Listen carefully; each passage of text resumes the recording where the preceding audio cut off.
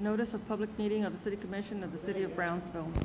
Pursuant to Chapter 551, Title 5 of the Texas Government Code, the Texas Open Meetings Act, notice is hereby given that the City Commission of the City of Brownsville, Texas, in accordance with Article 5, Section 12 of the Charter of said city, will convene a workshop, an executive session, and a regular meeting on Tuesday, December 15th, 2009 at 5:15 p.m., 5:45 p.m., and 6 p.m.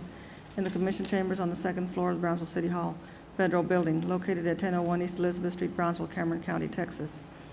Workshop items, item A, discussion regarding small wind energy systems, and discussion, item B, discussion regarding status of Brownsville Multimodal Terminal Project.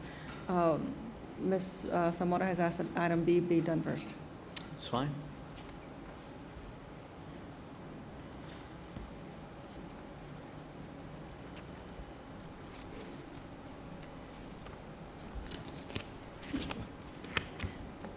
Good evening, Commissioners. It's that time of the year again to give you an update on our project. And here with me today to give the update is Alan Zarid with Jacobs, the architect and engineer of our project. And Alan will give the presentation. Good evening, Commissioners. It's a pleasure to be here again, especially as we kick off construction with the groundbreaking that was held yesterday. I'll try to be brief. I know you've seen this presentation before. A few things have been updated. Good. Wait, this is for it. Okay. And some information you'll see is new, but we'll give you a little bit of an update for some of the commissioners that may not have seen this in the past.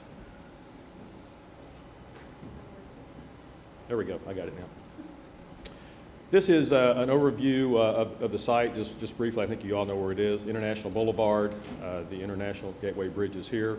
The site is bordered on the north by Jefferson, on the south by Adams, on the west by 13th Street, and obviously on the east by International Boulevard. The two orange bars here show the proposed closures of 14th Street and 15th Street, which actually have been approved, and those streets have now been closed. The two red circles show essentially what we've identified as gateways to the site. One at the International Bridge with a identified pedestrian path up 14th Street to a gateway entry to the site at this location, and then a pedestrian path up International Boulevard to essentially the entry to the facility, which you'll see in a moment, and then a secondary entry at the gateway to University of Texas at Brownsville. And you'll see in a few minutes, as you see how the facility progressed, how these elements influence the design of the facility. Several items that are shown here, including the improving pedestrian pathway up 14th and International Boulevard, are outside of this project, but may be taken on by the city at a later date. It's just an aerial view showing that in 3 dimensions, looking from the southeast, I guess, towards the site. Again, 14th Street through the site currently being closed, and 15th Street being closed to accommodate bus access to the site. And this is looking at the site from the intersection, or the entry to University of Texas at Brownsville. You're looking down Jefferson Street here and down International at this point. All the buildings now have been demolished with the exception of El Expresso.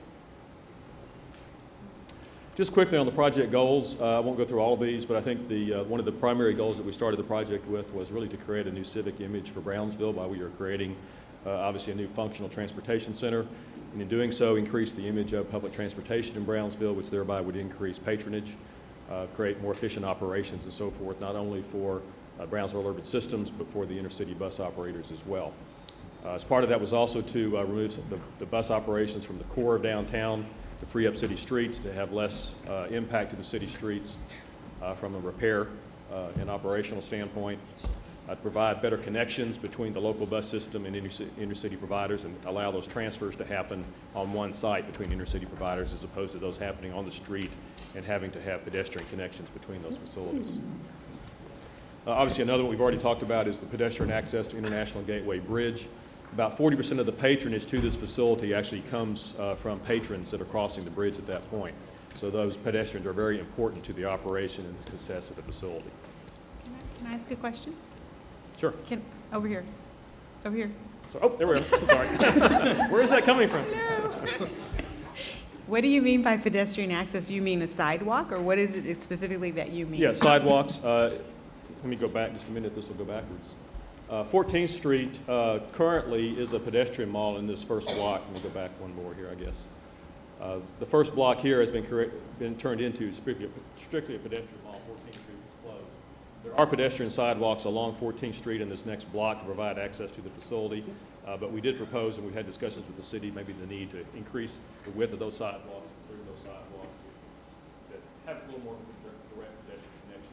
What do you mean by gateway? So is there an actual gate, or what exactly? I'd say a symbolic gateway. Gateway in terms of an entrance. This is really the main automobile and pedestrian entrance into the university So itself. it's not actually a gate? Not actually a gate, no. But it could be. And then the bridge itself, obviously, is called the Gateway Bridge because it is kind of the gateway to Mexico at that point. So it's more of a symbolic entry. Good question. Thank you.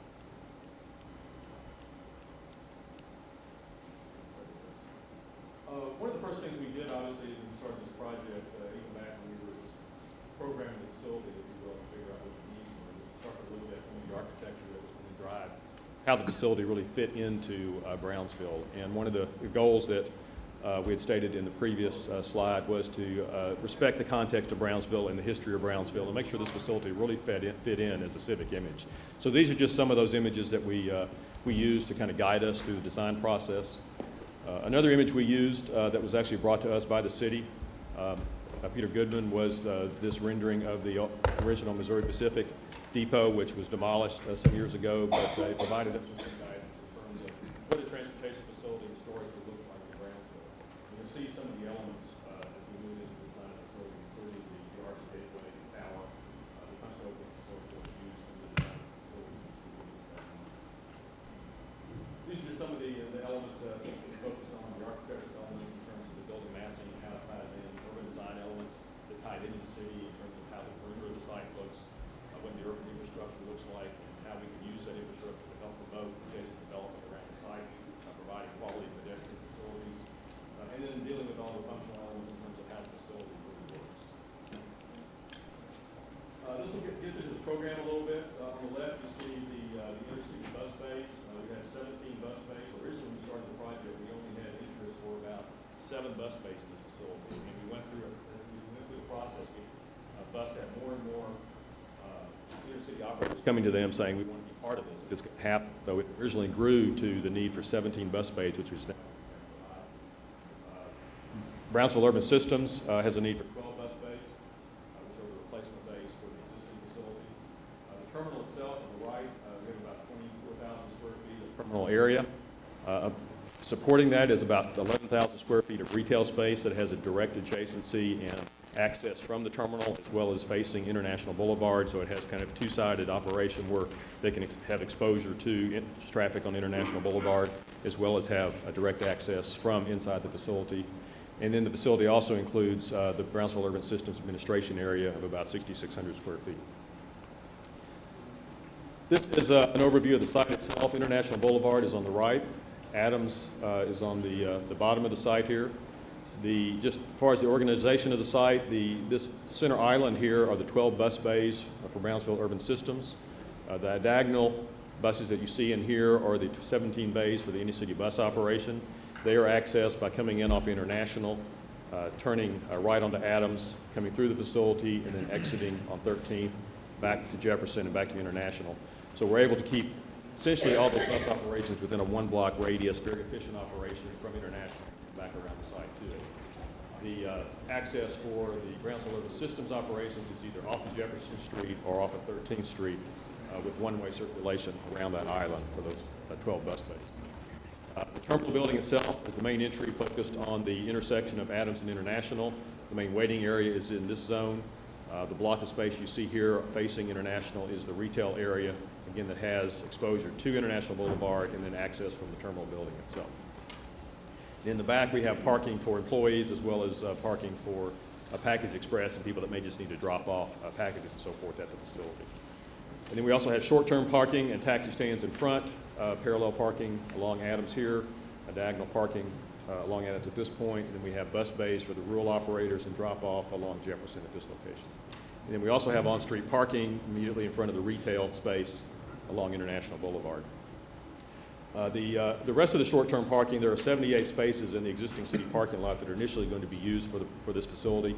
That 78 spaces does meet what the initial need was, but there is also a goal to, should there be an increased need, to build a parking structure on this site that would be subject to the need for future funding after this project is completed. Alan, This- Alan, go I'm sorry ahead. to interrupt. And Go ahead. the future parking garage, the multi-level parking, that grant, has that been worked on or submitted yet, or is that still pending? The possibility of going out for a grant for the multi-level parking norm, has that already been submitted, or is that something we're waiting until the project is fully funded? I think what we're waiting for is to get this project fully funded, and we'll be moving forward on that project once we release the documents, the construction documents for this project. But we have preliminary site plans Okay, for the parking garage. thank you. We feel that the parking that's there now is sufficient for the facility, at least in the initial operation, but obviously there's a need for additional parking downtown, and this could be shared parking between the facility and the retail merchants in the downtown area. And the lower level of the garage could have additional retail space as well. Just briefly, this is the floor plan. Adams is at the bottom of the street, again, International. Again, this block of space is the retail space that can be one or two tenants, or it could be divided up into multi-tenants, as you see here. There is a major entrance to the terminal itself off of International, so you can pass through the retail space, enter the main waiting area. The organization of the first floor is that you enter through a large lobby area that would also include the ability to wait inside for someone that's being picked up, a large seated waiting area, ticket counters along the back of that, ticket offices behind there, and then mechanical space and building operations behind that. Services such as restrooms, security, and so forth are located to the left. The red areas are vertical circulation to the second level where the bus administrative offices are. And you can also see that it has a primary back entrance with parking on the back. So we've tried to make sure that this building doesn't really have a back door. You can enter from essentially the formal front area from International Boulevard or from Jefferson without really feeling like you're going through the back of the building. Alan, going back to the security space that's going to be, as being designated in the bus terminal, is that going to be like our private security? Is that going to be our Brownsville PD? They're going to have a little station there, or?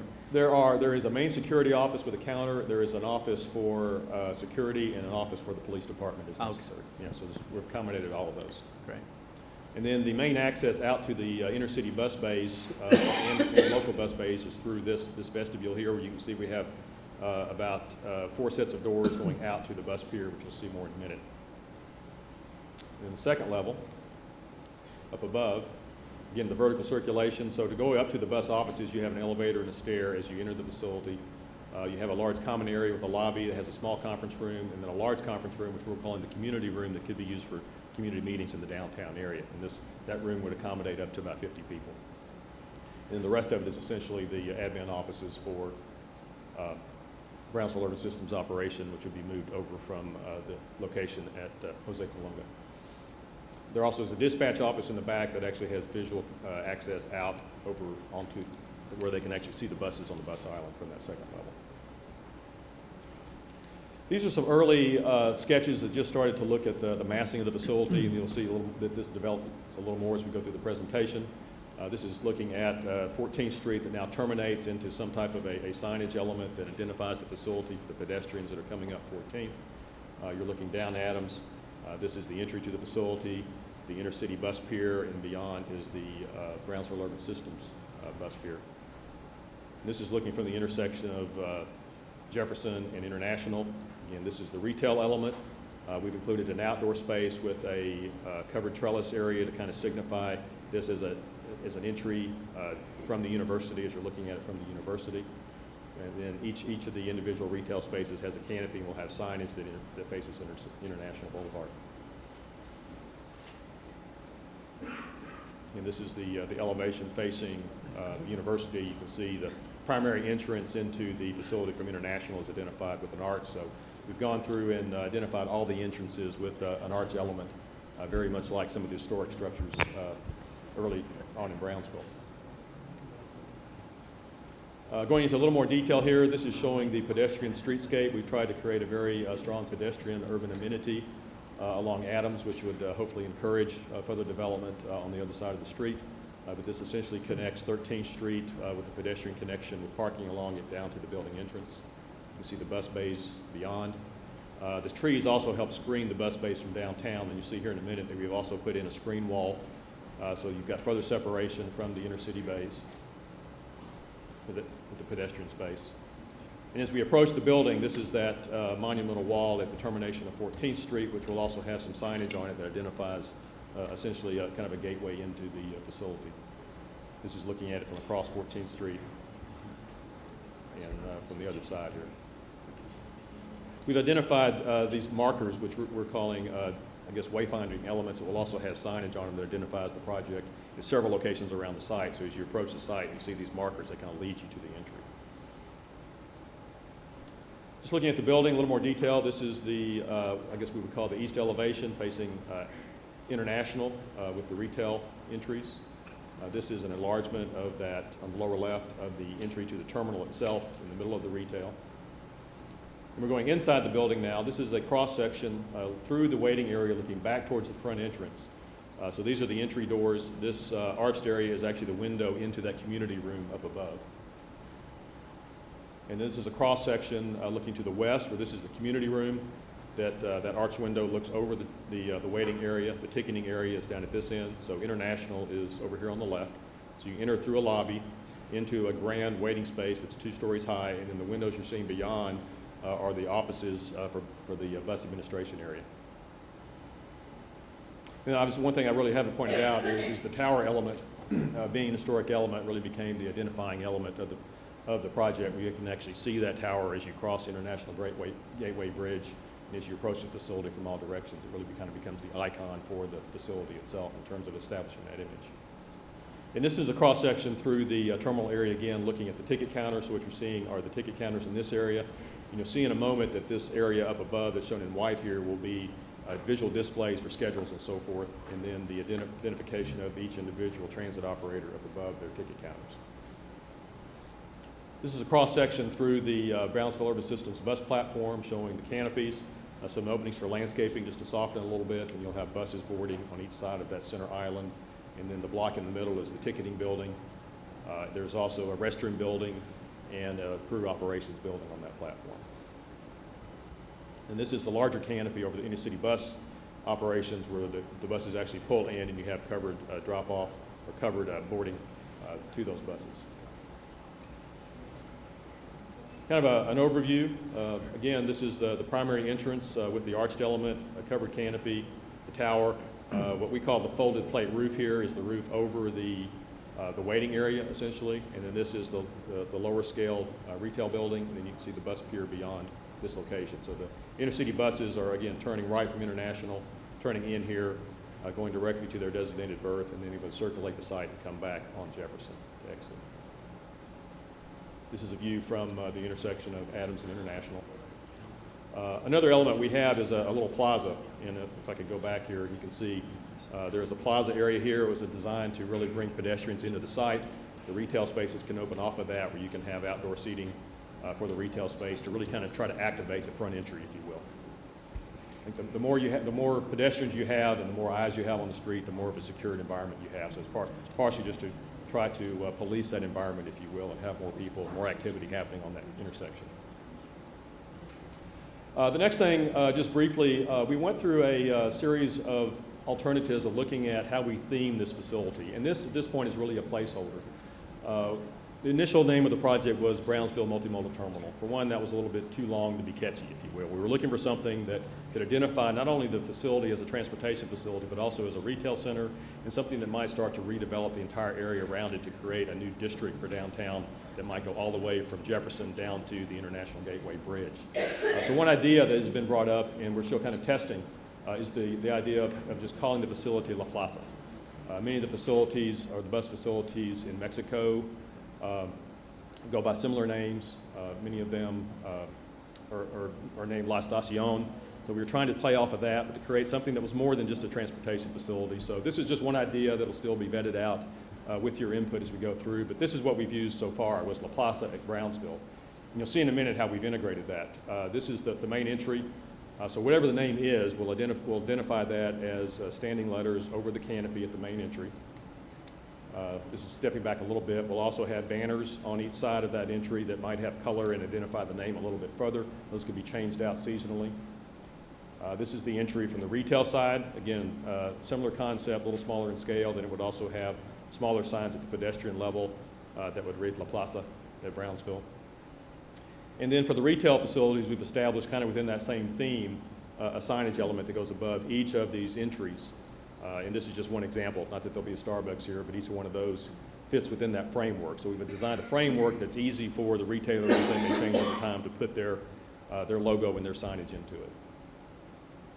And also as part of that theme on that entry wall at 14th Street that you saw earlier, we would identify the sign on that wall, the name of the facility on that wall itself, and the same thing on the markers, the wayfinding markers that are maybe on the adjacent to the site or down the street, identifying the direction of travel for the pedestrians, maybe even down at the International Gateway Bridge.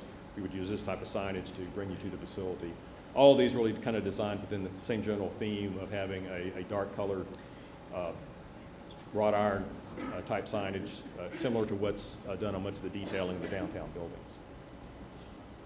So that's it for the facility. Just briefly on the construction costs, this is where we currently stand.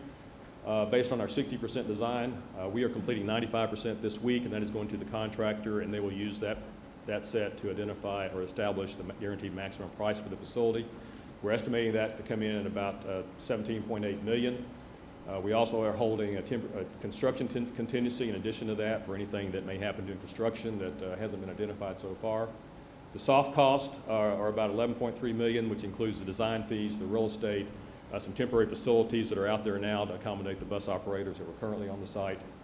So that brings a total project cost of about $30.2 million. Our budget that we had established back in early in 2008 based on the design concept was $31.1 million. So currently we're just a little under $1 million below budget, and we hope to finish that way as well. But we want to hold that obviously at this point just in case something happens, in case we go over that $1 million contingency. But at this point it's looking very good in terms of being able to finish this project within budget. And a lot of that really is due to the diligence of the bus staff in terms of keeping the project in budget, but also the current construction market. You're entering the construction on this project just at the right time in terms of the construction market and taking advantage of the pricing that's available right now. This is the current funding status. Bus currently has $25.6 million secured.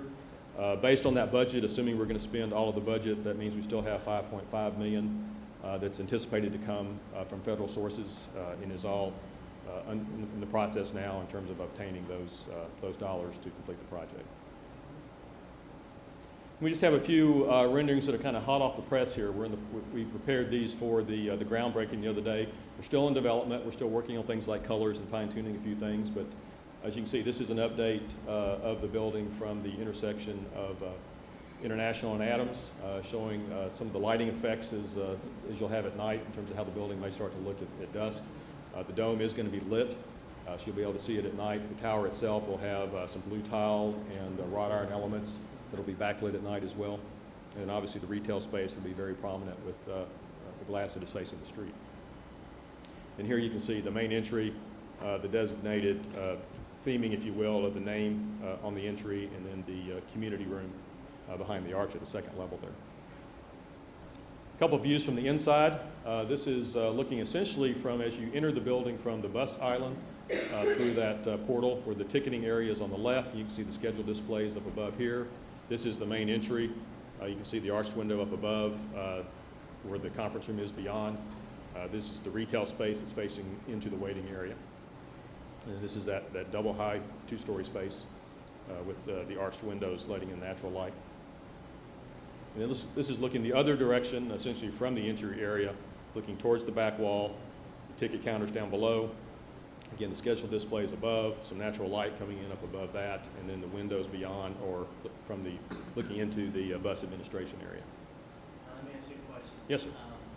And again, I don't know if you can answer this or not, but the building, the structure, the materials, are there any green components to green building to this facility? You know, in Fort Worth, you know how the floor is made out of recycled toilets and tubs and things like that. And, you know, I'm not saying we have to do the same here, but I just want to know, as far as you know, or anyone, is any green materials are going to be used to help build the multimodal? There are a lot of aspects in terms of defining green. A lot of it also comes from using local materials, so you reduce the cost of transportation. All the brick on the facility, we're using brick that had also been used for the university. So the brick will be very similar to what you're seeing going in some of the new facilities at UTB, so it's a local brick. So that adds to it. The floors are all terrazzo. That is essentially all a recycled material. Okay. We didn't have any specific requirements from the city as far as trying to be LEED certified, but typically we try to do as much as we can without spending additional dollars that you would normally have to go through to be LEED certified. The other one is most of the materials that are being taken out of demolished buildings out there are being recycled. The concrete, the steel, which is usually a huge benefit in terms of getting points for certification as being a green building. So the answer is yes. I have a question. Thank you. I'm sorry. In keeping with the same green theme, was any consideration given towards the greening of International as far as taking the cars off? If I read it right, you have parking along International. Right. As opposed to no cars parking on International and more of a plaza in the center that opens onto International. I'm not an architect, but I don't want to see more parking to a street that's already too car busy. Do you follow what I'm saying? Mm-hmm. More green would be nice. The greening of the road, if you will. That was not necessarily part of this project. I don't know if I can go back far enough here to see it, but whoa, not sure what I did. Can you get us back into? Oh, we're at the beginning here. Okay. We weren't able to really touch International because it is a TxDOT street, and we didn't want to get into all of their requirements. But one thing we did do is we did do landscaping. I'm not sure how far I have to go to get to it. We did do landscaping along on the city's property or on the bus's property. Here we go. So we did put essentially there is parking there now, although it's not defined. It's basically just a big kind of uncontrolled area for access to those retail facilities. But we put in a few spaces because we felt like we needed what we typically call teaser parking for the retail. So you always feel like you can find a space, and if not, you go around the block and find one. The other thing we did that wasn't showing up in this is we put a median in International Boulevard to increase pedestrian safety. So as you cross International Boulevard at this intersection, you now have a place to stop in that median. And another thing we're doing from the green standpoint is currently there are brick pavers along Adams Street on the sidewalk here. We're reusing those pavers in the median of International Boulevard. So I'm not sure if I really answered your question, but what we tried to do was to get some landscaping along there to soften it. We really needed some parking to justify the retail and to make it viable to people to want to lease those spaces, but that's all we've really done along International.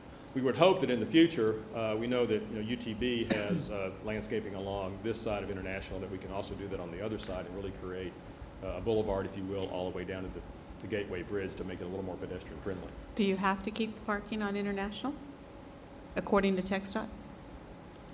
Probably not according to TxDOT, but I think to really be able to lease the retail spaces, you've got to have a little bit of parking, at least within visibility or close walking distance of that.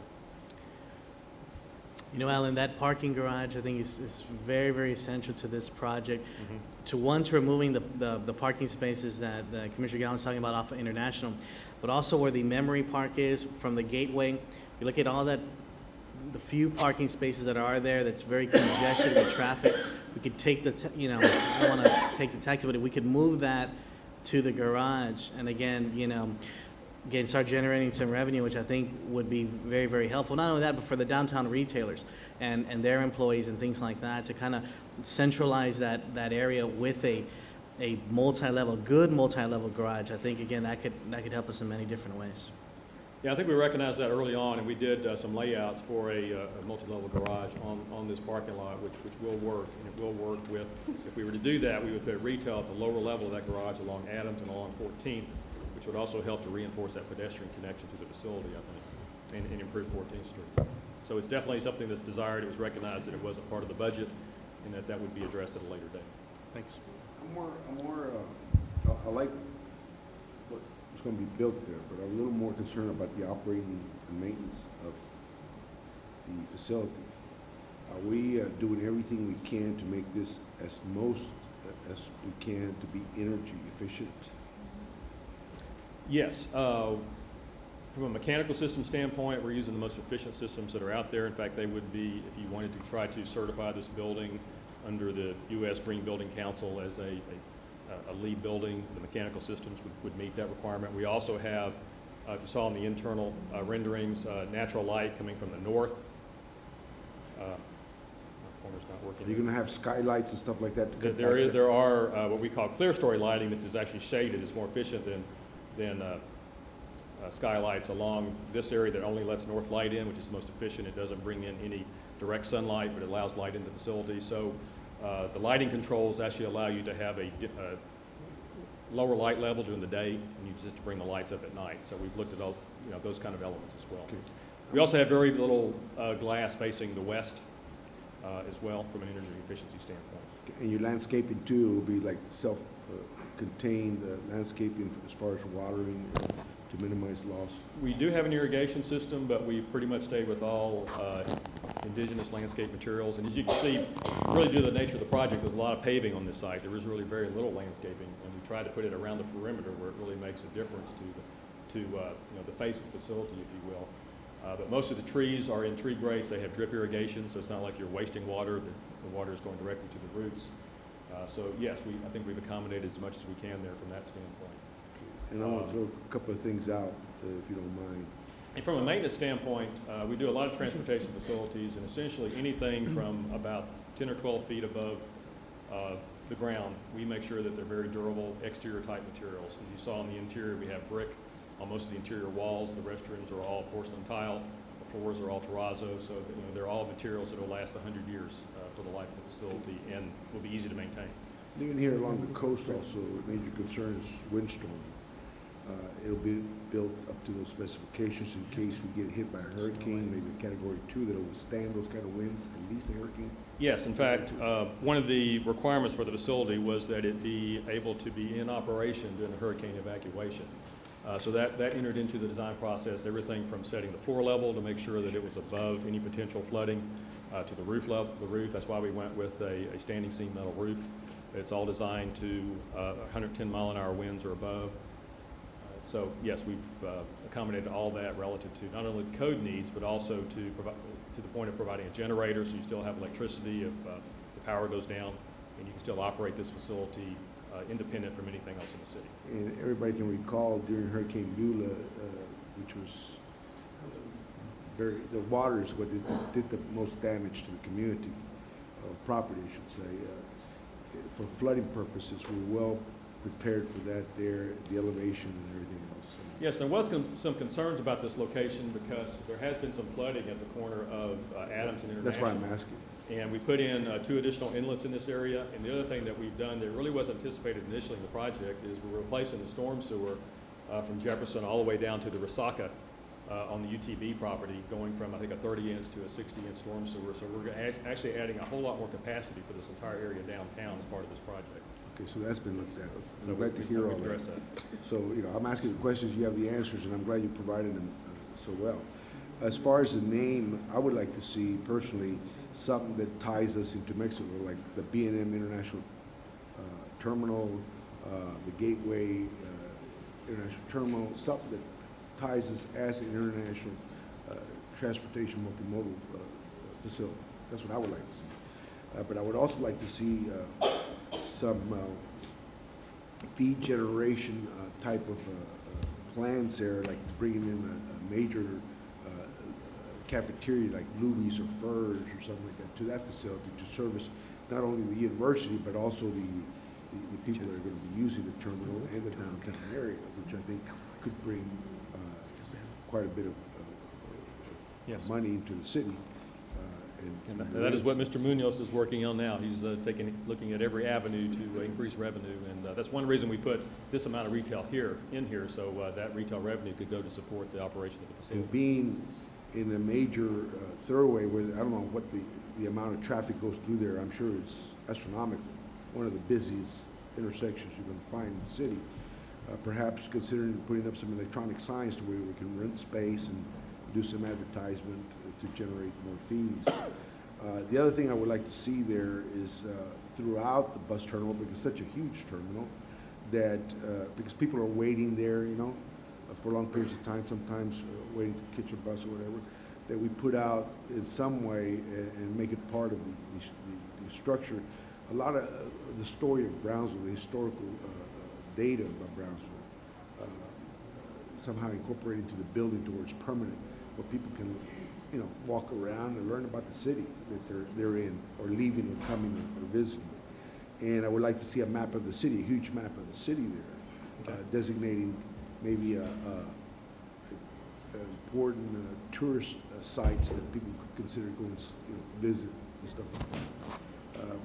Basically, that's my input, and I like what was done, and you know, I can't express my gratitude enough for management and directors and staff who worked to bring us here all this time and make this possible, along with the federal government that provided the grants and the TxDOT that supported this and got us the money also. So I think I speak for everybody that this is a project that's going to really, really help revitalize downtown, and we thank you for being part of it too.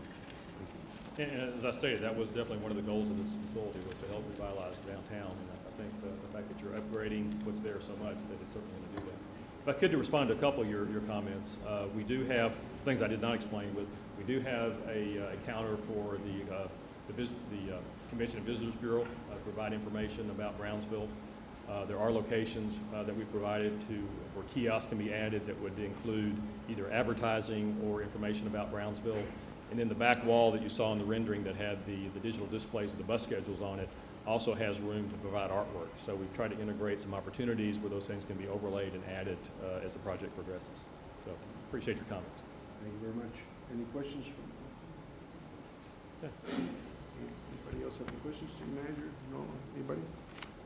Any questions? Sir, I'm up to date on the project, but that was a good point about the advertising for people to understand our city. And that's in the works, and we're in communications when we do have grants to install kiosks throughout certain areas of the city to show our city and have our visitors be able to view some of the locations they can visit.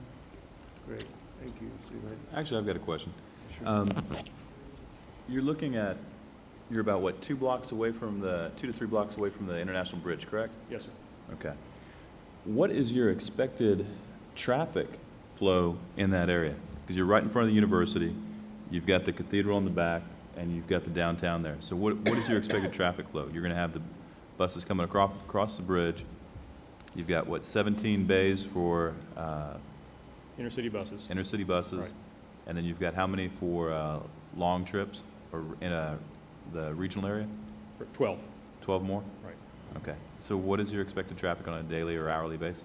It depends on which hour you're talking about. Essentially, I think to answer your question, we've designed this facility to handle the peak capacity, which is essentially at Christmas, when you may have every bus bay filled here.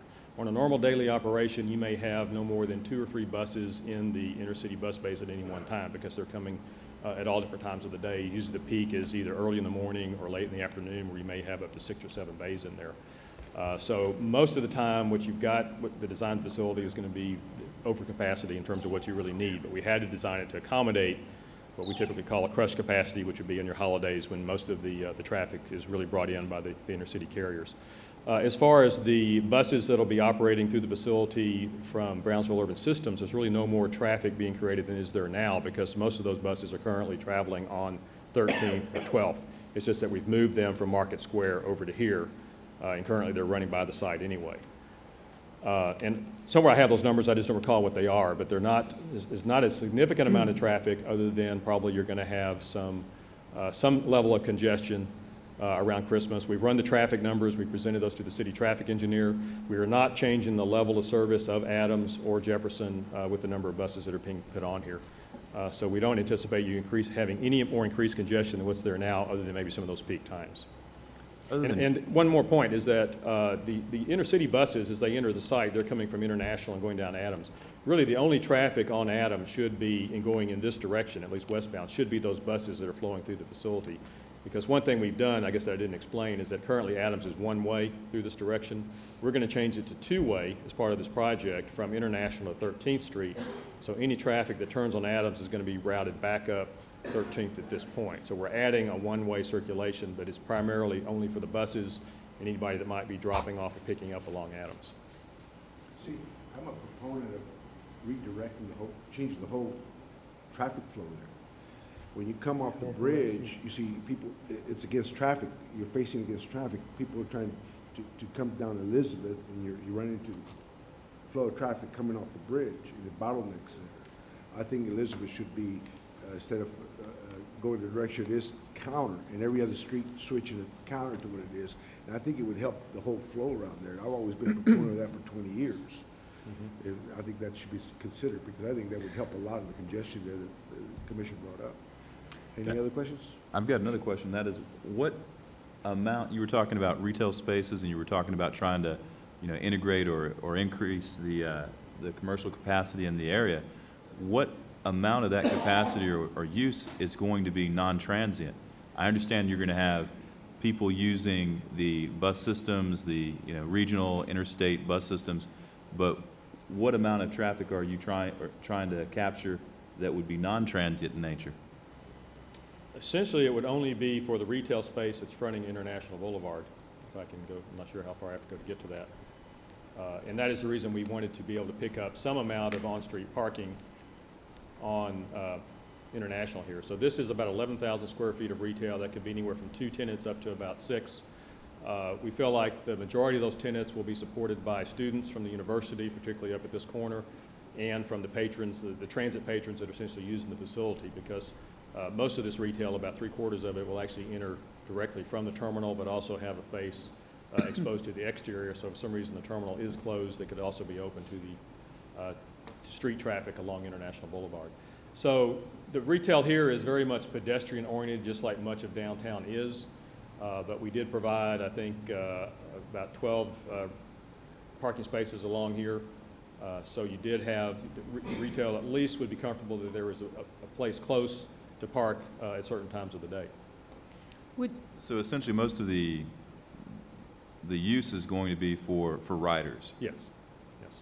And so your attraction for outside usage, et cetera, is going to be pretty minimal, depending on whatever foot traffic you can get across from the university, if any. And you're going to have a way to attract them, and that's only going to depend on the quality or the caliber of the shops and restaurants that you have there. Yes. But your shops and restaurants are going to have to be price pointed so that they'll accommodate your travelers and your riders. Right. So it's a pretty fine line. Yes, it is. And obviously, that's one thing that Andrew's working on with many of those retailers now is to. Would you thank you. Would you consider, or have you considered talking with the university, since they are directly across the street from you, so that you can coordinate the landscaping to complement both sides of International? Because I still have a problem with the parking along International. People are going to be double parking, looking for those spaces. It's still going to be not green, you know what I'm saying? So since the university is doing a lot of restructuring and landscaping, perhaps there's a plan for that section of International that you can work on together. Okay.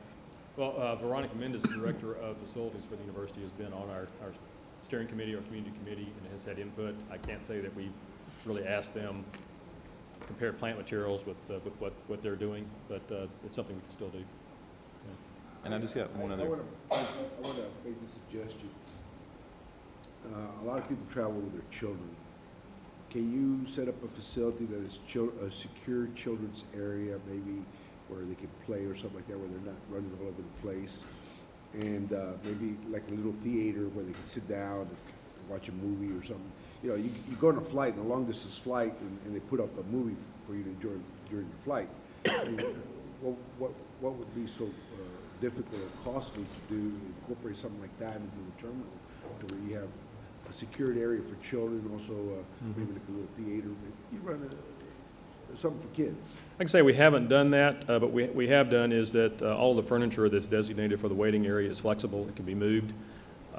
So it would be easy to carve out a small corner to put in a fenced-in play area, something like that, as part of the furniture procurement on this. I think that's a very good suggestion we're going to look at. If we wanted to get more formal with it, we could even take part of that retail space. Obviously, you wouldn't be able to lease it, but it could be a children's area. No, I'm talking about just something where they stay occupied for the short period of time they're there, or whatever. It's not to be their nursery there, you know. It's Right. Just something Right.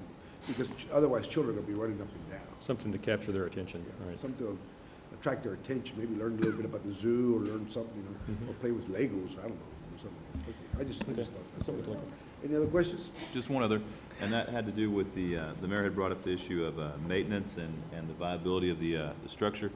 What are you proposing, or what are you considering as far as the wear and tear on the surrounding streets? Because you're obviously talking about increased capacity. You're going to have Right. multi-ton buses going through this Right. area. You know, what is your proposal as far as? What is in the current design is that we have put in concrete pavement at all bus aprons and all locations that buses are making turning movements. And then since we were under budget, the city requested a proposal from our civil engineer to repave Adams, the remaining part of Adams, 13th Street and Jefferson in concrete. And that proposal's been presented and is in the process of being approved. So we will be essentially repaving all of Adams, 13th and Jefferson as part of the project. So you'll have concrete streets completely surrounding the site. Will that carry out onto International, or is that going to just simply stop on? It includes the aprons on the International, but since International was a responsibility of TxDOT, we did not go into International. Is that correct, Andrew? Yeah. Only the aprons. We reach up all the way to the aprons, and then International is the TxDOT road. If you don't mind. Sure. City manager and chief of police, this sets up what the university has already started with their reconstruction. Thus, we begin with multimodal. And thus, I'm hoping that we'll be looking into the future at our downtown revitalization programs.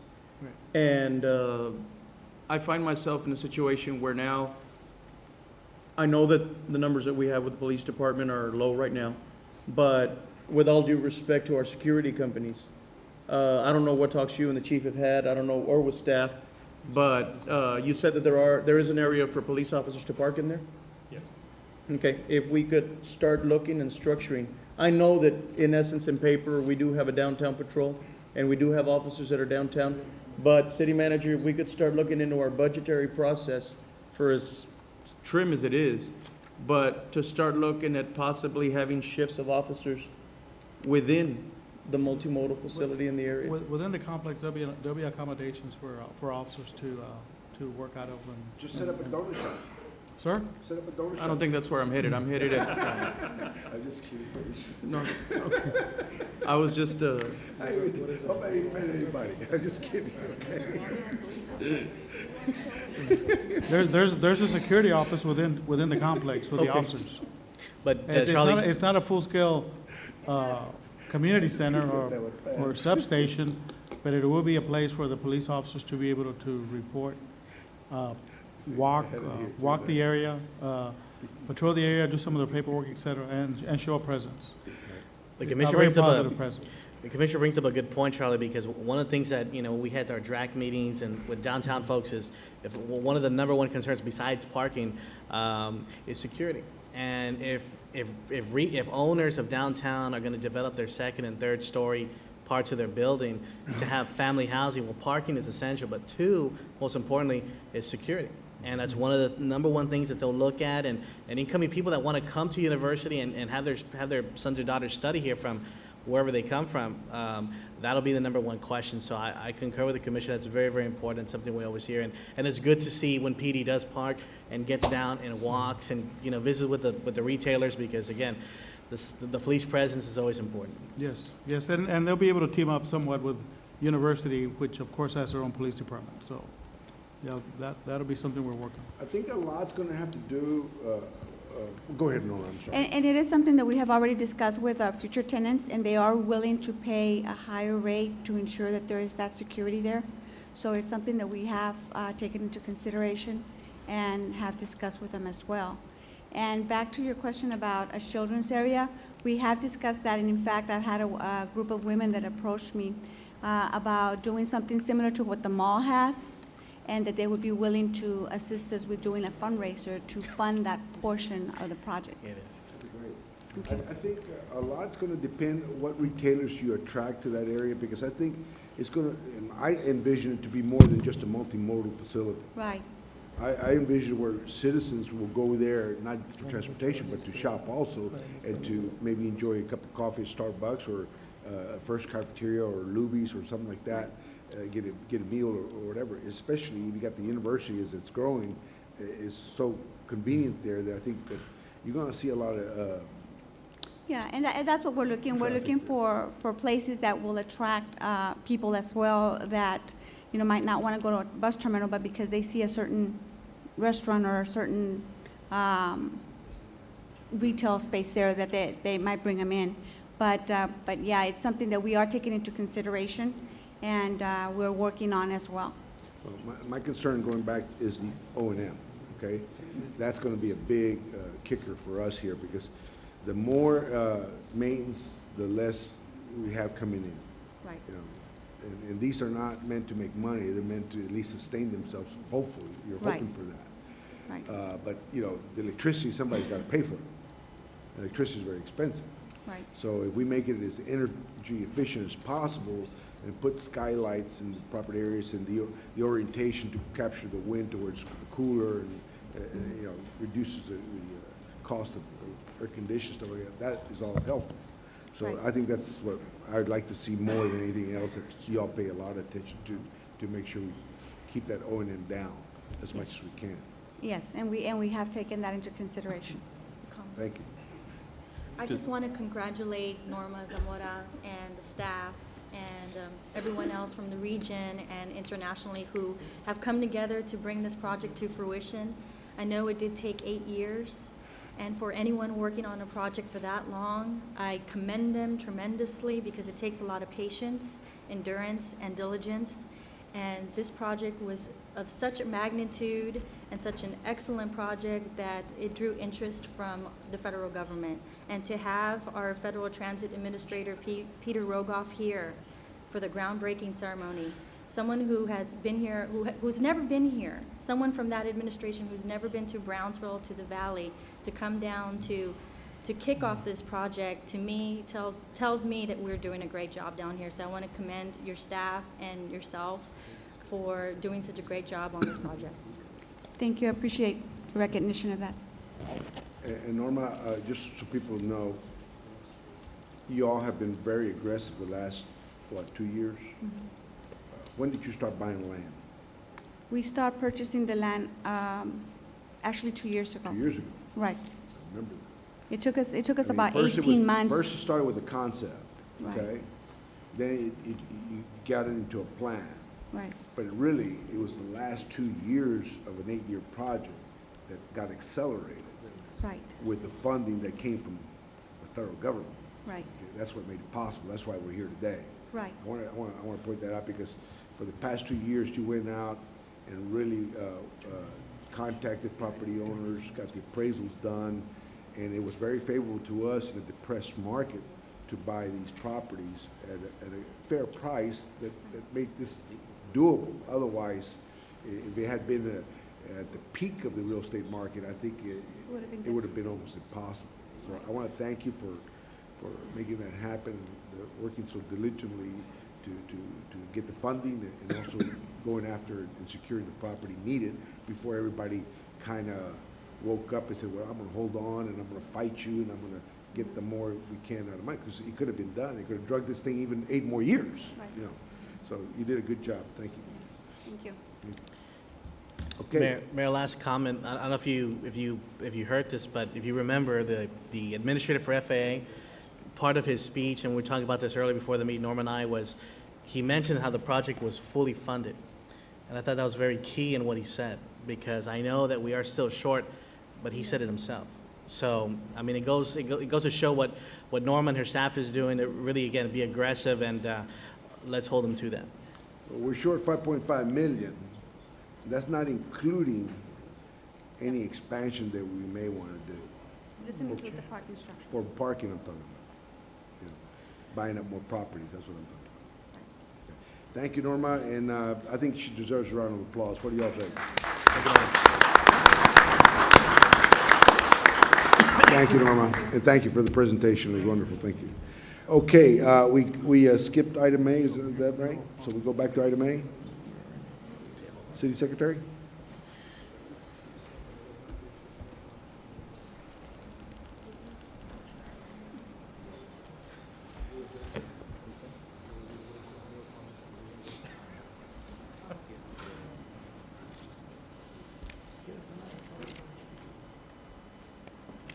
Okay.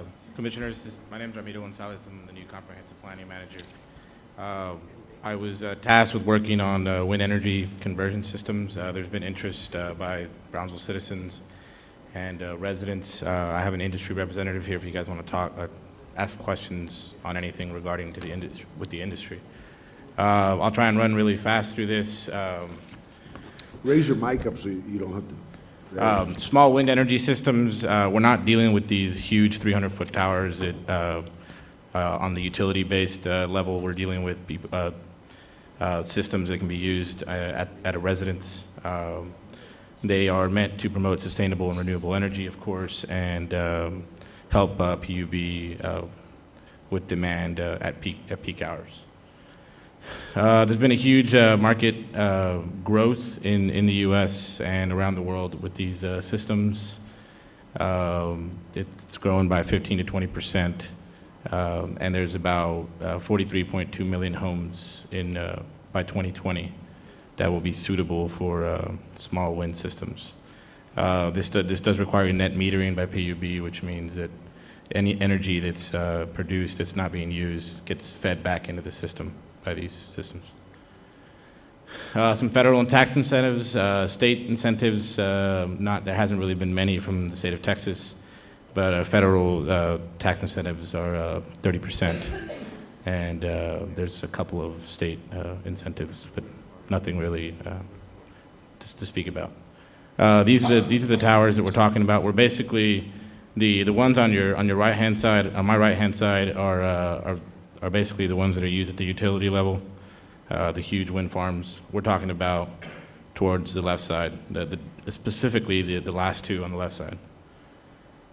The cost of installation is about $30,000. It can range from, as it says, from $10,000 to $70,000, depends on the production capacity that you want. We are trying to regulate it in certain areas. 6 to 30 years. We are trying to regulate it just as best as we can. We put a production capacity of 20 kilowatts. We're allowing it by right, which means in commercial and industrial zoning. It shall not be a secondary use, so you can't have a property with just a windmill. You got to have a building on it.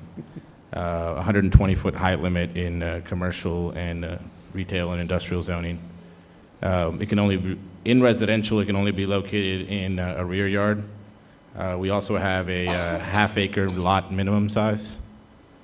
A building permit's required. You can't install it in the historical and downtown districts. In residential specifically, like I said, there's a half-acre minimum lot. There's about the 70-foot height limit. We're trying to keep the height limit in residential.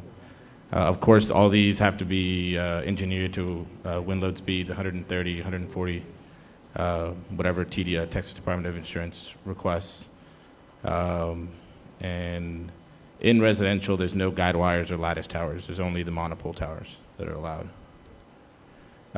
We are in a huge birding area, so the Audubon Society there's not much on small wind energy systems, but they do support these, and there's not much of an effect since we're not dealing with huge towers.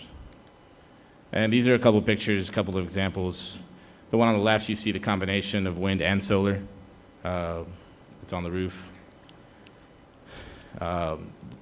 It's pretty safe considering they're on school grounds in that picture. These are rooftop co-locations, which are allowed in our ordinance. And these are some architectural blending capabilities. And these are they're used on light poles. So that's at the PUB level if they ever want to do that. So we just wanted to introduce this and see if you guys had any questions, concerns, recommendations. Why is the slide where you showed the time of return, I think from 6 to 30 years, why is it such a broad? It just depends. I mean, it depends on how hard the wind blows, what kind of area you're in. Here, we are in a high wind area, so it tends to be towards the lower side. It just depends. Are there any other similar communities of our size or location that have used, to get a better idea? I believe Mr. Alex Baina could probably answer that, but I believe that McAllen and Harlingen they have used them, and some other cities in the valley have used them as well. I don't know the payback there. It just with wind systems, I think it really depends on the amount of wind that's blowing, and also the energy, how energy efficient the home is. I do know that Alex promotes that. Well, TCC and Harlingen, they have some lower level solar panels that they just kicked off. It was in some literature magazine months ago that they are powering one of their buildings, and that was from a company, I don't know from where, but again, it's lower level, walking distance to the building. Again, powering that one facility. I guess one of the things I'd like to see is, at some point, it's good to have all the information. That's very important to do in anything, but we'll have to really look at working with PUB and saying, you know what, we need to start somewhere. And whether we take an open subdivision and say we're going to try to get these street lights that take in that funnel in the air to power that one neighborhood, or versus start looking at the solar panels to look at powering public works, or however, we do need to kind of start somewhere. And I know there's some entrepreneurs out there. I know there's some startup companies that are looking for that opportunity to come and invest with the city. And so I think we really, really need to strongly kind of move towards that direction. If not, I think we'll never get there. And I think now's the time when you look at all these, small businesses that President Obama is now telling the banks, you need to start lending them the money.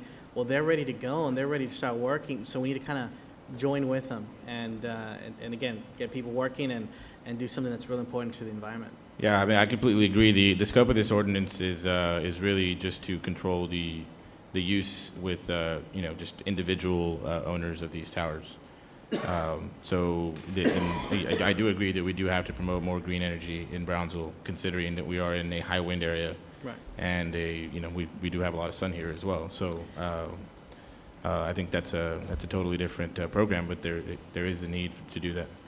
And the other part to that also is PUB needs to look at people that may want to get off the grid. For example, I know there's one gentleman who works for the city. He's constantly buying these solar panels. And I know he works for the library, and I'm not going to put him on the spot, but if you look at homeowners wanting to do that to reduce the amount of electricity, but you'll go and you purchase all these solar panels and you make an investment for your home, yet PUB's not there yet. They're not able to take someone off the grid so they can generate their own electricity or offset that cost and give an incentive to that homeowner to use solar panels to power their home, or again, power the computer or whatever. They need to look into that, and I don't know where PUB's on with that yet, but I think it's very important that we start working hand in hand to ensure that, hey, can people get off the grid at what point will that happen? Well, I do know that Alex, the industry representative that I've been dealing with, he's here.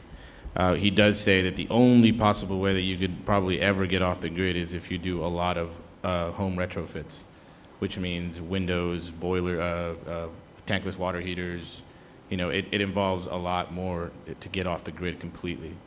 I don't think we're there yet with green energy, but unless you have it with solar panels, unless you have a huge solar panel, a huge farm or something. But there is, I think the planning department is trying to promote retrofits. We have had a grant, and we do have a grant, and I think we're kicking off that program here pretty soon. So hopefully we can pair it and work with PUB. So. Sounds good. Thank you. Any other questions? Thank you very much. Okay, we have an executive session. City Secretary. Executive session, item A, attorney consultation pursuant to section 551.071 of the Texas Government Code regarding pending litigation. I would move we go into executive session. Second. We have a motion, we have a second. All in favor? Aye. All opposed? Motion carries. We'll be right back. Thank you.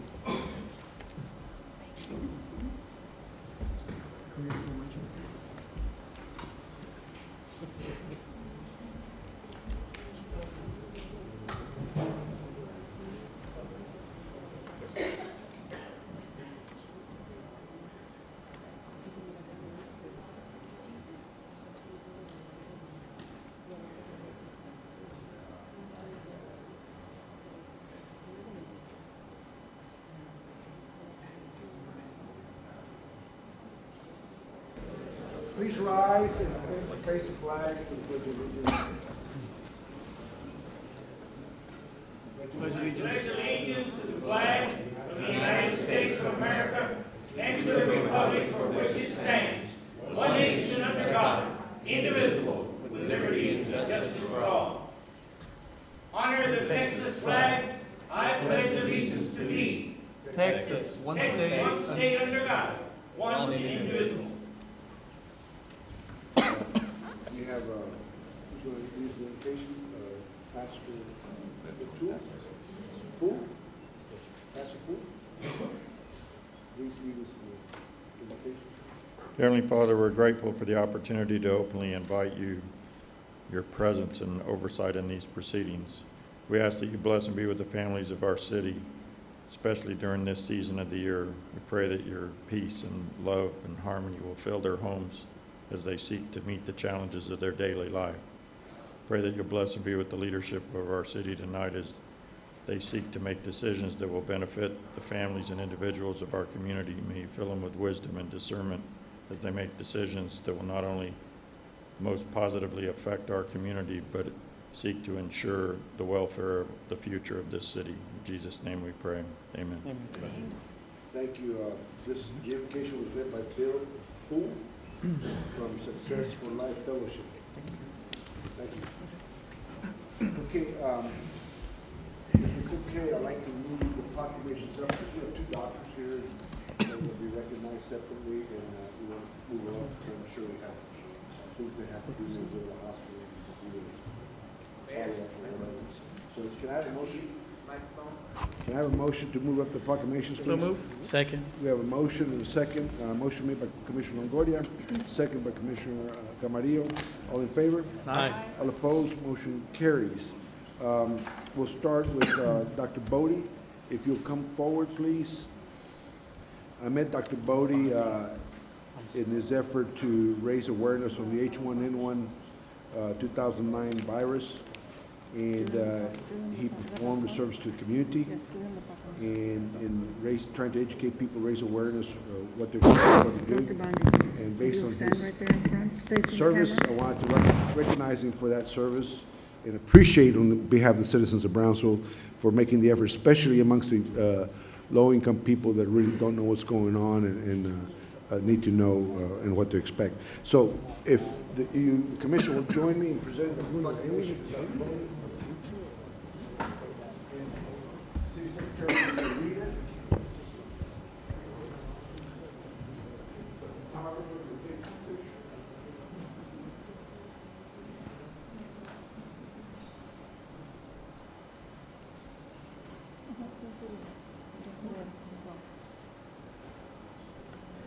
A proclamation of the City Commission of Brownsville, Texas, recognizing J.K. Family Medical Clinic and Dr. Satnam Bondi for civic involvement. Whereas on October 28, 2009, Dr. Satnam Bondi held an informative H1N1 influenza workshop at the Brownsville Police Department's Community Network Center on US 281. And whereas on November 15, 2009, Dr. Satnam Bondi held a second informative H1N1 influenza workshop in the food court at Sunrise Mall. And whereas Dr. Satnam Bondi, a native of India, hopes to increase the public awareness of the potential dangers of H1N1 influenza, as well as heightening the public's knowledge of measures to help guard against this potentially dangerous influenza. And whereas other healthcare providers participating in these events included Valley Baptist Medical Center, Valley Regional Medical Center, Brownsville Doctors Hospital, Mercy Home Health, Mercy Kids Rehab, Mobile X-Rays, Halo Home Health, Rio Med 21 Home Health, Brownsville Health Department, and the Cameron County Health Department. And whereas our sincere thanks go out to all who participated in these two events, particularly J.K. Family Medical Clinic and Dr. Bondi, for their work and dedication in making our community a little bit healthier and keeping it that way. Now, therefore, we, the members of the City Commission of the City of Brownsville, Texas, by virtue of the authority vested by the charter of said city, and on behalf of all our citizens, do hereby recognize and thank J.K. Family Medical Clinic and Dr. Satnam Bondi for his help in providing community awareness for a potentially dangerous disease, Done on this the 15th day of December, 2009, signed by Pat Ahumada, Jr., Mayor, and Brownsville City Commissioners.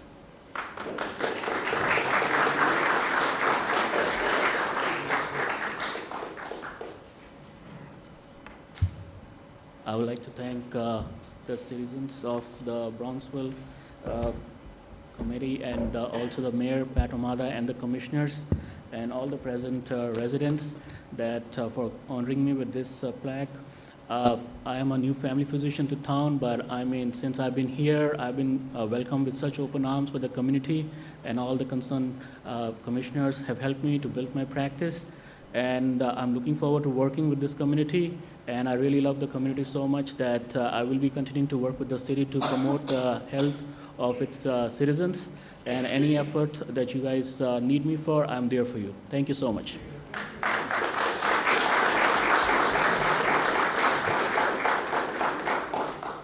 Okay, go ahead and hold on to that. Go ahead and hold on to that. We also have a separate proclamation from Dr. Hussein. Yes, we do. If you please read out, Dr. Hussein, would you please come forward?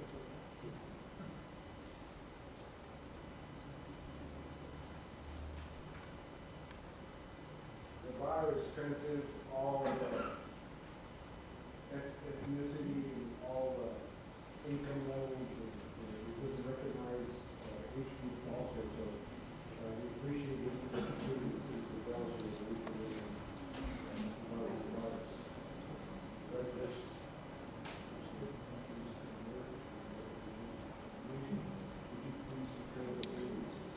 A proclamation of the City Commission of Brownsville, Texas, recognizing Dr. Kadeem Hussein for his civic involvement.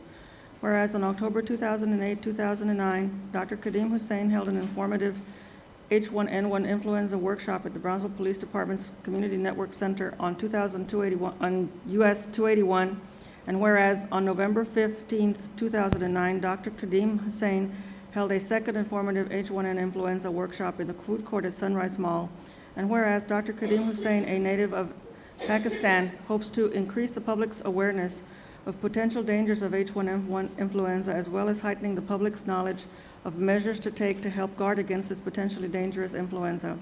And whereas other healthcare providers participating in these events included Valley Baptist Medical Center, Valley Regional Medical Center, Brownsville Doctors Hospital, Mercy Home Health, Mercy Kids Rehab, Mobile X-rays, Halo Home Health, Rio Med 21 Home Health, Brownsville Health Department, and the Cameron County Health Department. And whereas our sincere thanks go out to all who participated in these two events, particularly Dr. Kadeem Hussein for his work and dedication in making our community a little bit healthier and keeping it that way. Now therefore, we, the members of the City Commission of the City of Brownsville, Texas, by virtue of the authority vested by the charter of said city, and on behalf of all our citizens, do hereby recognize and thank Dr. Kadeem Hussein for his help in providing community awareness for a potentially dangerous disease. Done on this, the 15th day of December, 2009, signed by Pat Ahumada, Jr., Mayor, and City Commissioners of Brownsville.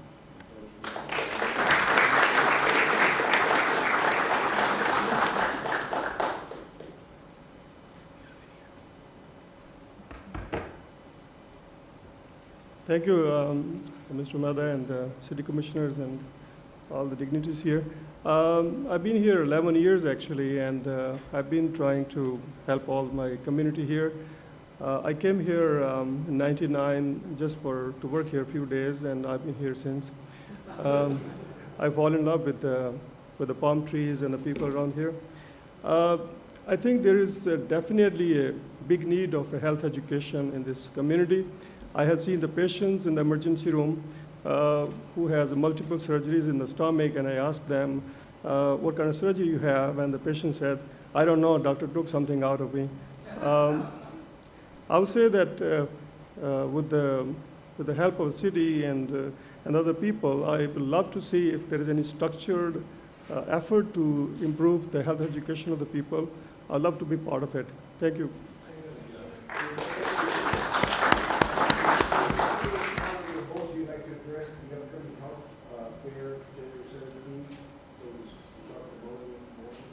Sure. Sure. This is something we're working on to invite the health community to the event center and explain to them what you're trying to do and generate. I think one of the things which I love to do is that a lot of people doesn't even know what kind of situation they're in, or clinically, I mean, what symptom they have when they have to come to the emergency room. I love to promote, like, I would call this medical emergencies.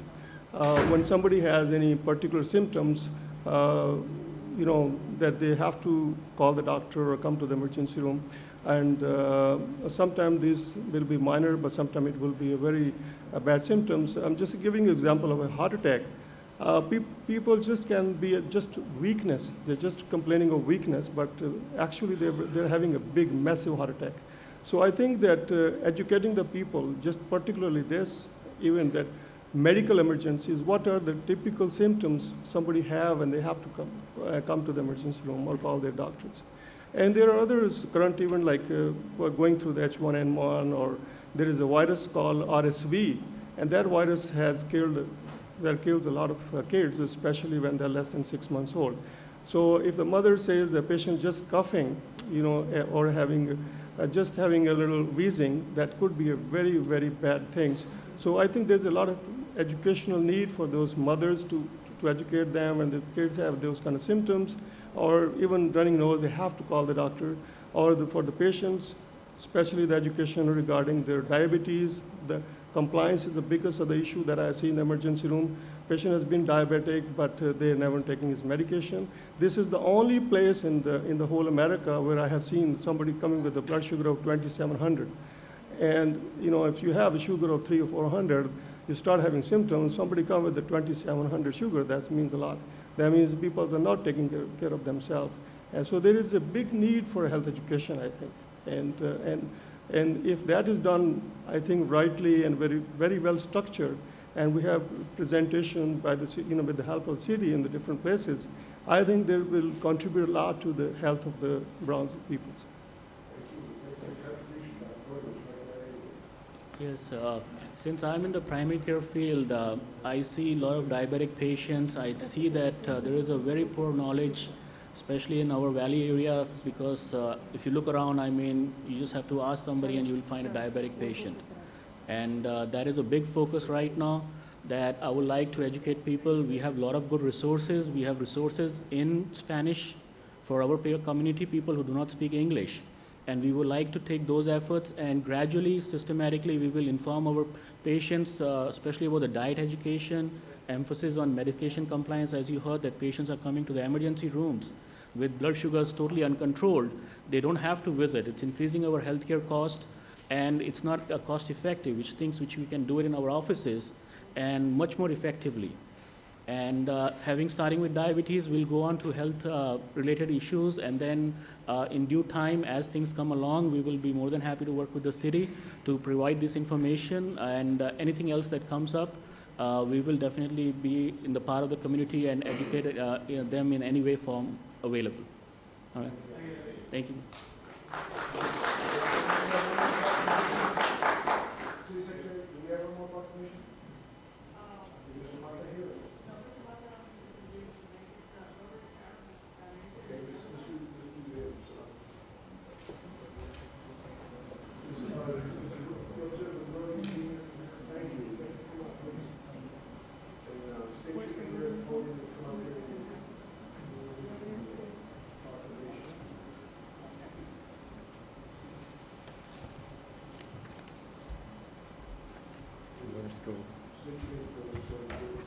My name is Rudy Valle, President of Rotary Club. And I'm Valda Rispoli, Treasurer of the Rotary Club Charitable Foundation.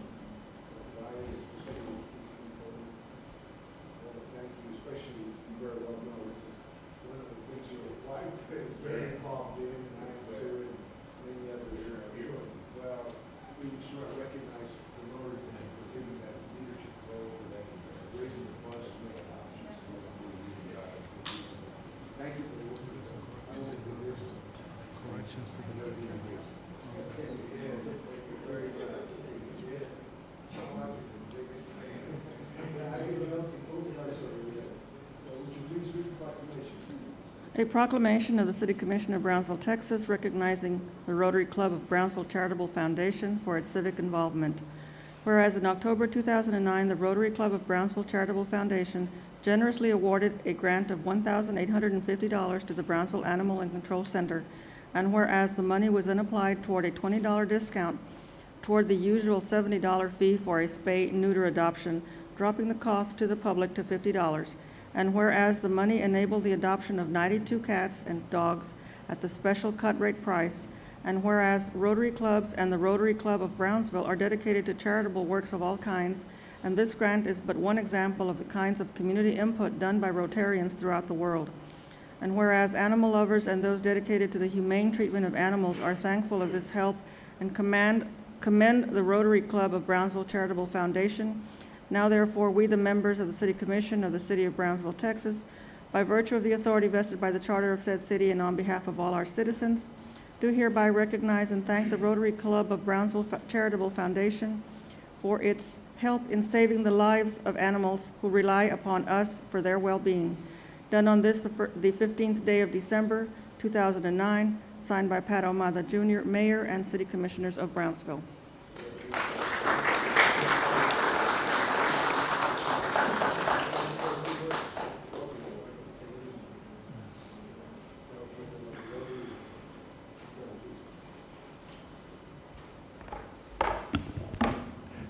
My name is Rudy Valle, and I'm president of the Rotary Club of Brownsville.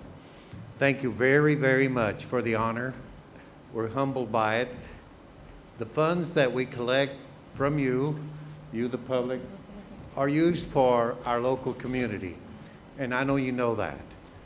But a remarkable thing happened here in Brownsville just last weekend. The oncoming president of the whole world of Rotary, the entire world, was here in Brownsville last weekend. And he came to meet with us. Very nice fellow.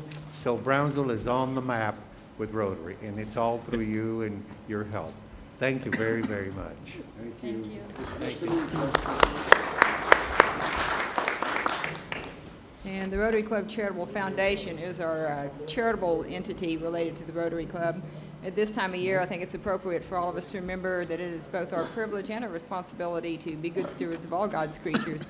And we hope that this grant has helped to make people aware of the needs to care for the cats, dogs, and other animals entrusted to our care. Thank you for the proclamation. Thank you, Ms. Rispoli, for making that. This is something that it's very dear to me, so I'm going to make a few comments also to add to it. The Rotary set the example of what can be done by a small organization coming together and putting their resources together, just like grains of sand, and collecting them. And the $1,800 may not sound like much, but it had such a huge impact, had an overwhelming impact that it's astounding. The adoptions increased dramatically, Dr. Valle, Mrs. Rispoli. They just shot up sky high. It showed what $20 difference can make in adoption fee. There's a lot of people that cannot afford the $70, but will keep a pet well maintained.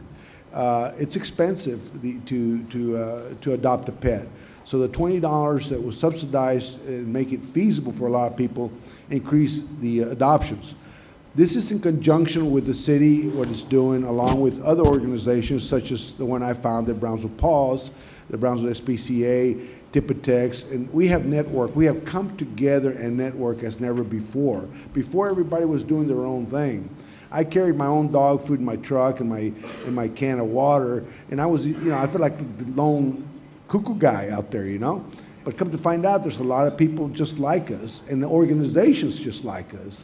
And I think as mayor, we have brought those people and entities together that it has made such a tremendous difference. And I want to point this out so people know. Before I became mayor, we were euthanizing, and historically the data's there, consistently about 7,000 pets a year. 7,000 pets a year at the animal shelter. And we were adopting approximately 200, 300 pets a year. That's it. This year, which has been a very difficult year, where pet owners, some because of difficult circumstances in the recession and stuff like that, have willingly turned in their pets because they can't afford them for whatever. So that makes it more difficult for the city and all the organizations and rescue people like myself. But even under worst case circumstances that we're facing right now, The euthanasia rate has dropped down to approximately 5,000.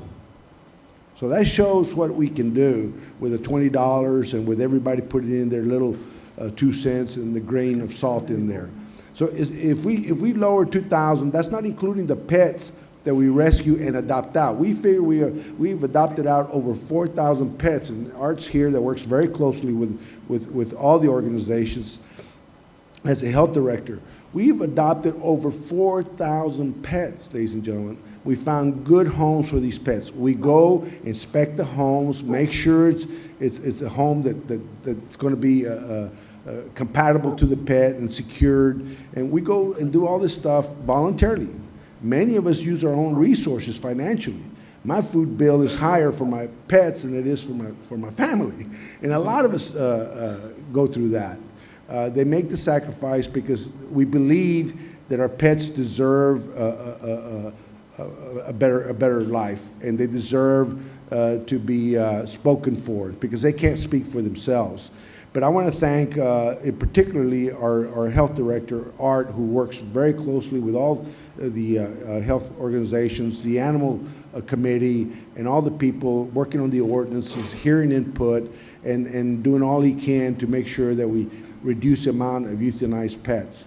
And I want to thank the community for responding and being part of this, and such as the Rotary. And I want to echo what Ms. Rispoli said. A lot of people take and do not value their pets as they should. Chaining a pet for long periods of time is against the laws. It's state law. Starting next year, I'm going to push that we enforce that law, because pets should not be tied up for a long period of time, especially in a small chain, especially under bad weather.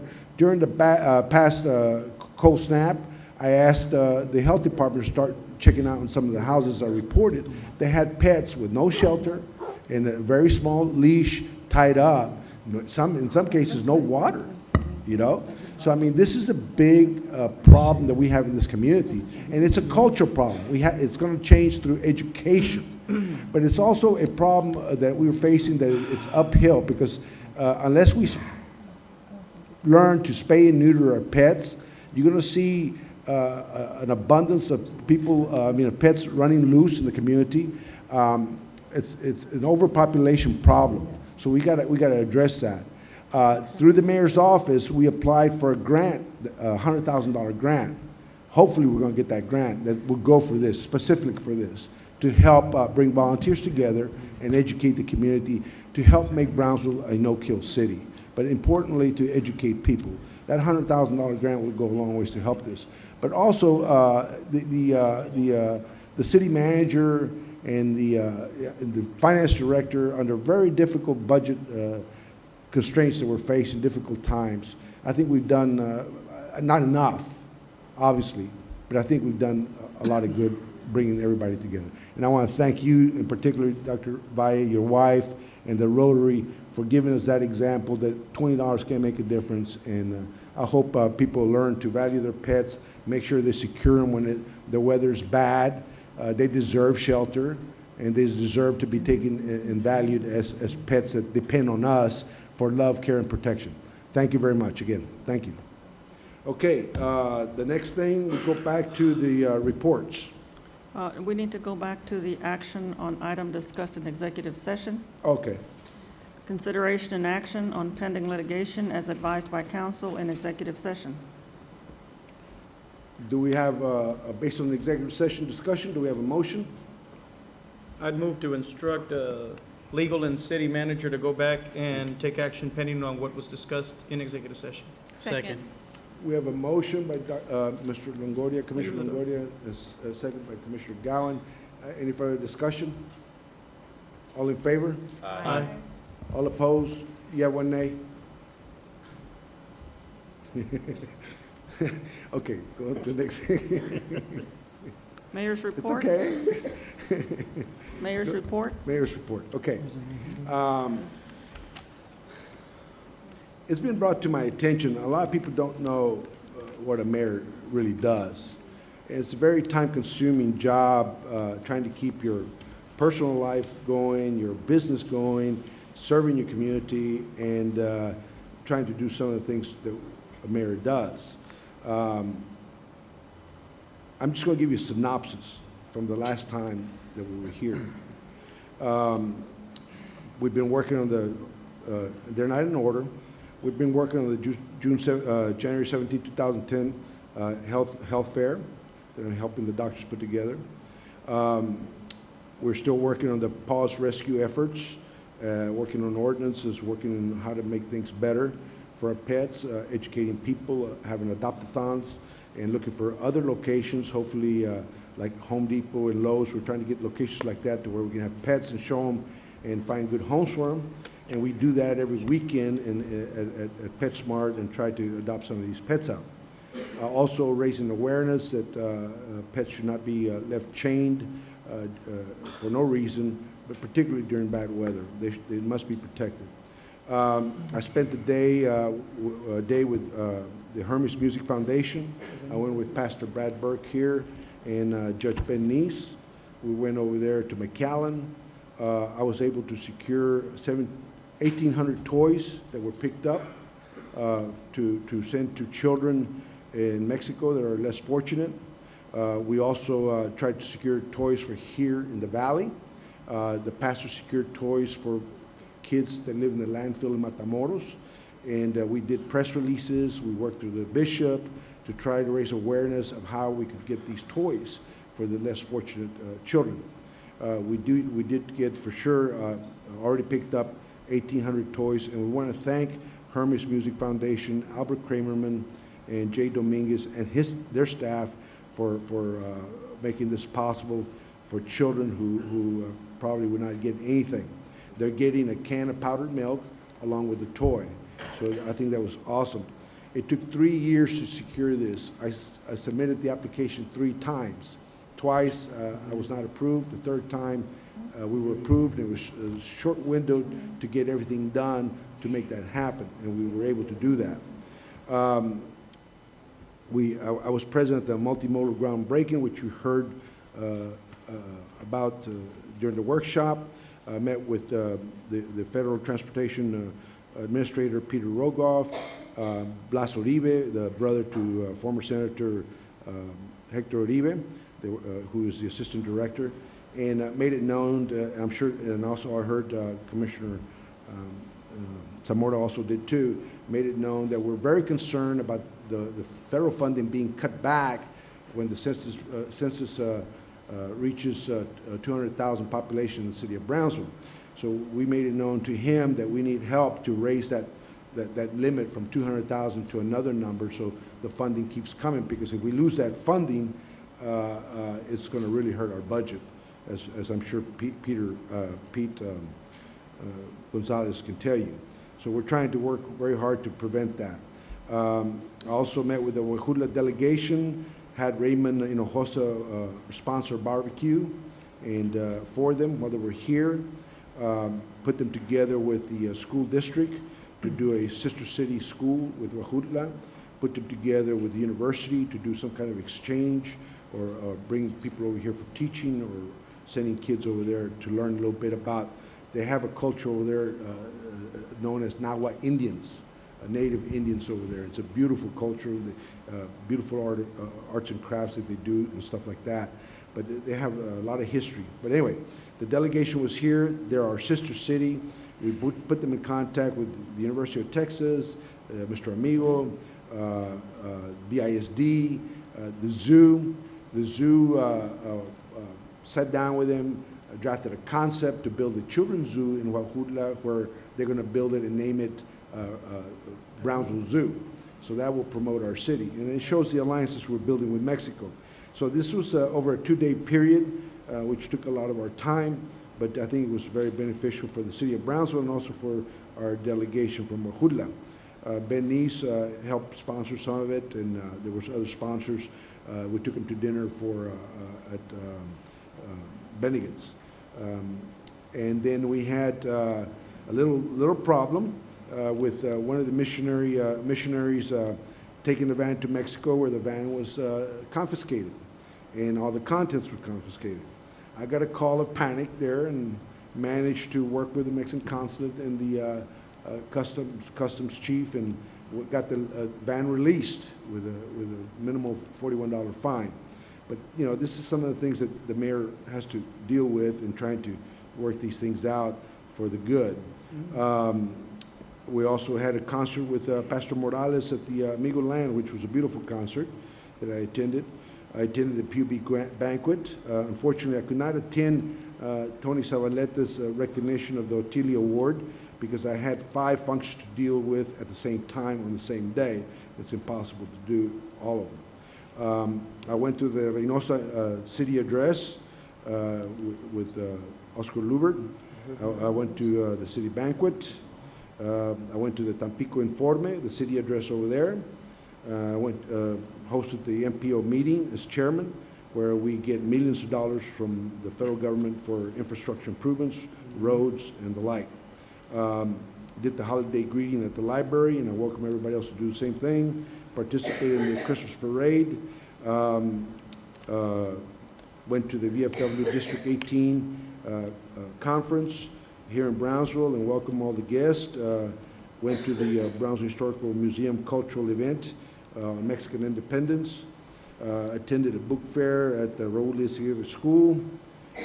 Went to the Idea Academy and did a presentation on paws, Brownsville paws. And to my delight, the children did a lot of homework and research on the animal shelter. They even came down with figures that would astound you, like 36,000 pets roaming around the city. We have 80,000 pets approximately in the city of Brownsville, and approximately only 6,500 are vaccinated. That poses a health problem and a true concern. And they went into the euthanasia rate and the adoptions and all that stuff. So these children were well informed. I took a dog with me and did a presentation on pet awareness and care. Went to the Brownsville Housing Authority ribbon cutting and swearing in of the new member. Went to the PUB meeting, helped out with Garfield Park. They're going to do a Christmas presentation of 3,500 backpacks, but they had a problem. They had no electricity, they had no electrician, they had no generator. Got them the generator, got them an electrician to donate his time and materials, and they should have a great event this coming Thursday at Garfield Park, where they're going to make 3,500 children happy. And this is through the mayor's office at no cost to the city, at no cost to the people who are doing this for the children's benefit. Attended the Christmas parade.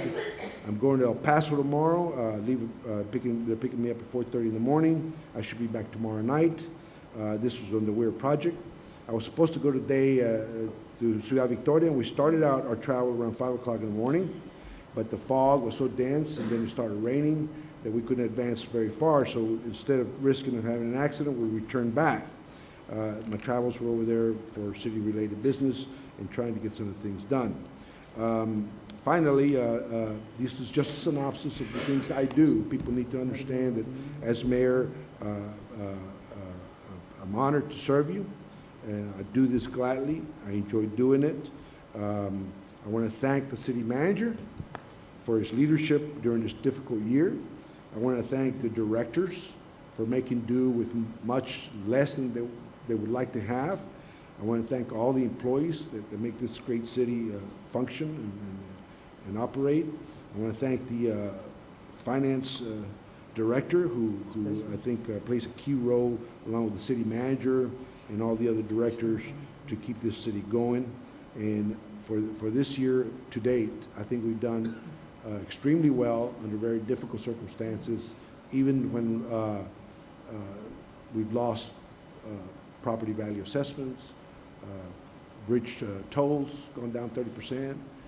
I just heard a report where the sales taxes were down 17%, Pete. Right? So I mean, this is not easy for what they do. And people don't appreciate, I feel, enough, and they expect more and demand more, but then you hear them screaming, oh, don't raise my taxes, don't raise my taxes.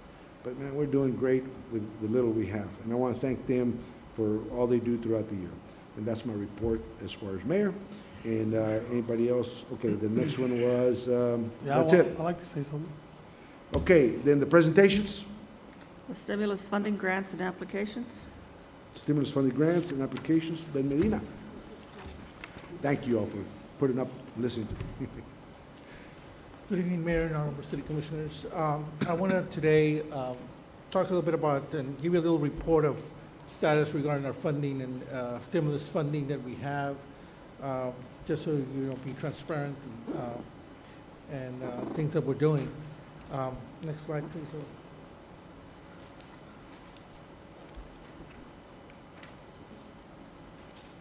Okay. While you're getting ready to get started, Commissioner Zamora handed me this. There's a Christmas at the Park holiday lighting ceremony at the historic Washington Park, 6 p.m. tomorrow, Commissioner. Okay. There'll be hot cocoa, which is welcome, coffee, snacks, music by South Texas Mass Choir, Santa guest appearance, book reading was the night before Christmas. So everybody's welcome to attend this event at the Washington Park tomorrow at 6 p.m. Christmas at the Park holiday lighting. Mayor, I'd like to be recognized. Sure.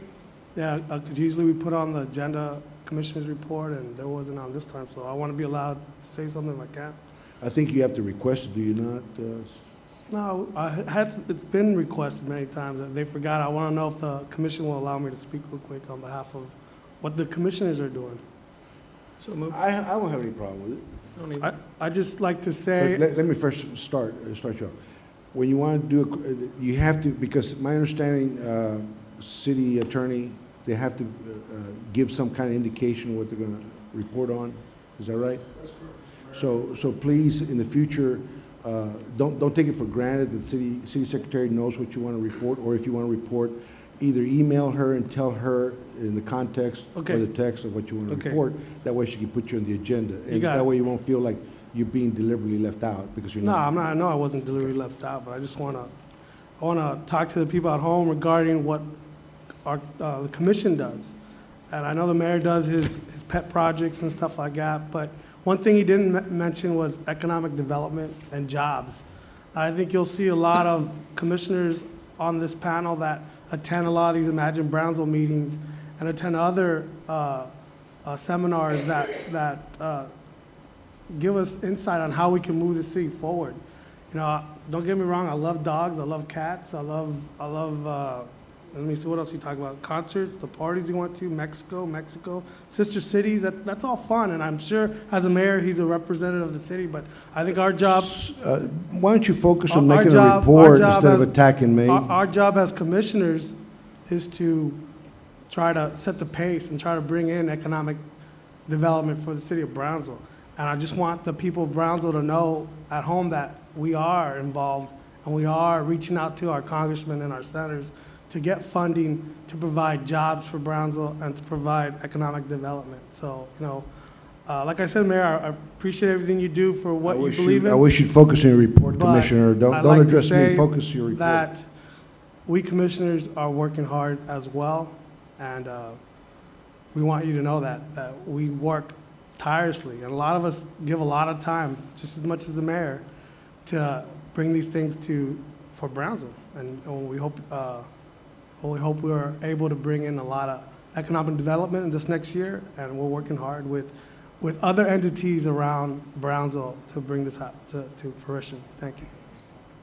Thank you, Commissioner, and I too share your enthusiasm to serve the community and work to bring economic development, just like I do every day also in other areas. My report was a synopsis. It was not intended to slight anybody or anything like that. I do it because people don't really understand what the mayor does. Can we move on? That's all. So that was my intent. It was not to slight you, Commissioner. Okay, let's go to the presentation, stimulus fundings, grants, and applications, please. I'll be real brief, Mayor. I know we're behind schedule, but I just wanted to brief you on projects that we're working on regarding our stimulus funding. Under the Orca funding, which is Hurricane Dolly monies awarded to the city, basically the city of Brownsville is participating under the housing component of $1.6 million. We have signed a contract with the state, and we're gearing up that program today. The infrastructure as well, there's an item on the agenda for the West Elizabeth, which is part of this funding. We signed the contract. The state works very slow, so we finally, over the last last month, we got the contract, and that's been executed and forward. Under the Department of Energy stimulus funding, we have a weatherization. Also, We're marketing that through our channel, posters around the community, and that's to weatherize homes. This is a 3-year grant awarding us $1 million every year, and we hope to accomplish that program. Also under the Department of Energy, we also, as an entitlement, got some money under there, and we're going to install a methane flare at the landfill, and also retrofits, upgrades to our HVAC at City Plaza. And that's in the bidding phase right now. Under CDBG recovery stimulus funding, we're installing phase 2 of the West Brownsville retention pond. That's $800,000, and that's in the bidding process. Today we had a pre-bid construction on that. Also in the homeless prevention and rapid rehousing, we have money from the state and money from HUD as a direct entitlement, 1.3 under the entitlement and $1 million under the state program, and that's to move families that are homeless or because of foreclosures or about to be homeless, get them, help them with permanent housing. Under pending grants, as you can see, we have, this is not all, the mayor did mention one about volunteerism, and that our staff is submitting that or submitted that already this afternoon. But under the federal component, we do have an EPA grant outstanding for $500,000. That's to weatherize, that's energy retrofits as well. PUB working with them to provide a rebate to families that are customers if they buy HVACs or air conditioning systems that are energy efficient, higher SEERs, they get a rebate on that. We're working on also an energy conservation, which is education component, closely working with the university and the PUB on that, and that's also pending. We do have a NSP 1 with CDCB, which we will buy land for closed property and demolition, and the contract has been signed with CDCB, and that's been submitted to the state. And then we have an application pending for $500,000 or $5 million for neighborhood improvements, and that's also pending. So that's basically very quickly my report. If you have any questions, I'll be happy to address them. Commissioner Gowan. I think it's awesome. Have you been able to replace the grant writer that you lost? Yes, Commissioner. That person has already started working right now. The grants that are pending, I take it those are the ones that you've sent in but you haven't heard back? That's correct. And are you looking next year to do anything differently than you're doing now as far as areas of yes, and we're going to be targeting more of the foundations. I know those are limited now, but really be innovative and develop public-private partnerships, go after the foundation funding. I know we did not get the one for our wellness, but there's other things we're exploring with that, other foundations that have similar types of, give similar types of awards. So we're doing that to help our employees, but also look at the infrastructure, a lot of green building right now, monies, but that's what we're looking at. Well done. Mayor, one comment, if I may. Commissioner Camarillo. Ben, and I know we've talked about this in previous meetings, but West Morrison, any opportunity to go out and seek funding for West Morrison is extremely important. I believe we have funding for the East Morrison, but the West Side is so important with the number of schools, the number of people, and the homes that are out there. I can't stress it enough that it's something that's going to be right upon us that we're not going to be able to manage with existing infrastructure that's currently there. So anything we can do to seek funds for West Morrison is extremely important. And two other things. I know you mentioned demolition. I don't know if that meant knocking down homes that dilapidated homes that need to be brought down. That's the money that we have. And then rehabbing homes, especially the elderly folks that really need some support, whether it's a roof or a restroom or railing or however. We really like to see that we kind of try to go after some of those monies. Part of the reason also is I know some of the stimulus funds for for rehabbing homes, making them a little bit more greener, but some of these old homes that a lot of our residents live in really need some upgrades. So anything that we can do to We go are in that doing area. that, Commissioner, and part of the Thank you. guidelines tonight and one of the agenda items, we approve, hopefully you will approve those guidelines. Right. And in there, we're gonna buy some Katrina cottages. Those, we're working with Lowe's, and this were done during Hurricane Katrina in New Orleans, but they sell the kit, and that's what we want to install here. For the houses that are too far gone to renovate, Okay. they will be getting Katrina cottages. And we also have another program with the Cameron County Juvenile system where kids in 7-8 are building 4 homes for us, and they will be moved to Brownsville, but they will be very energy efficient, very nice, Marsh homes. But that's something that we will showcase through video and through a channel in the next couple months. Sounds good. Thank you, Ben. I know, Ben, you should be familiar, there was $30 million on the table for housing that we could have gotten a share of, and we lost, we didn't even apply for. What can you tell us to that will not allow that to happen again? I do not know about the 30 million, but what we're doing, Mayor, is that. I mean, we need some kind of, I guess, way to check up on ourselves or somebody behind us. You can't do it all, Ben. That's correct, and I think one of the key is that to start forming, working better with our nonprofits. You know, we do have 2 nonprofits right now that are building homes, but we need to improve them, fund them, provide more capacity to them, so they can go out and do more with the limited resources that they have. And hopefully, I know the commission did pass a resolution earlier this year with working with CDCB. So that's something that I would like to pursue this coming year, and then, you know, work with them, open up a little bit more dialogue with them and start giving them programs, but also at the same time, any other nonprofit that needs capacity to do capacity grants, so they can start getting. Yeah, what I was leading to, Ben, is this.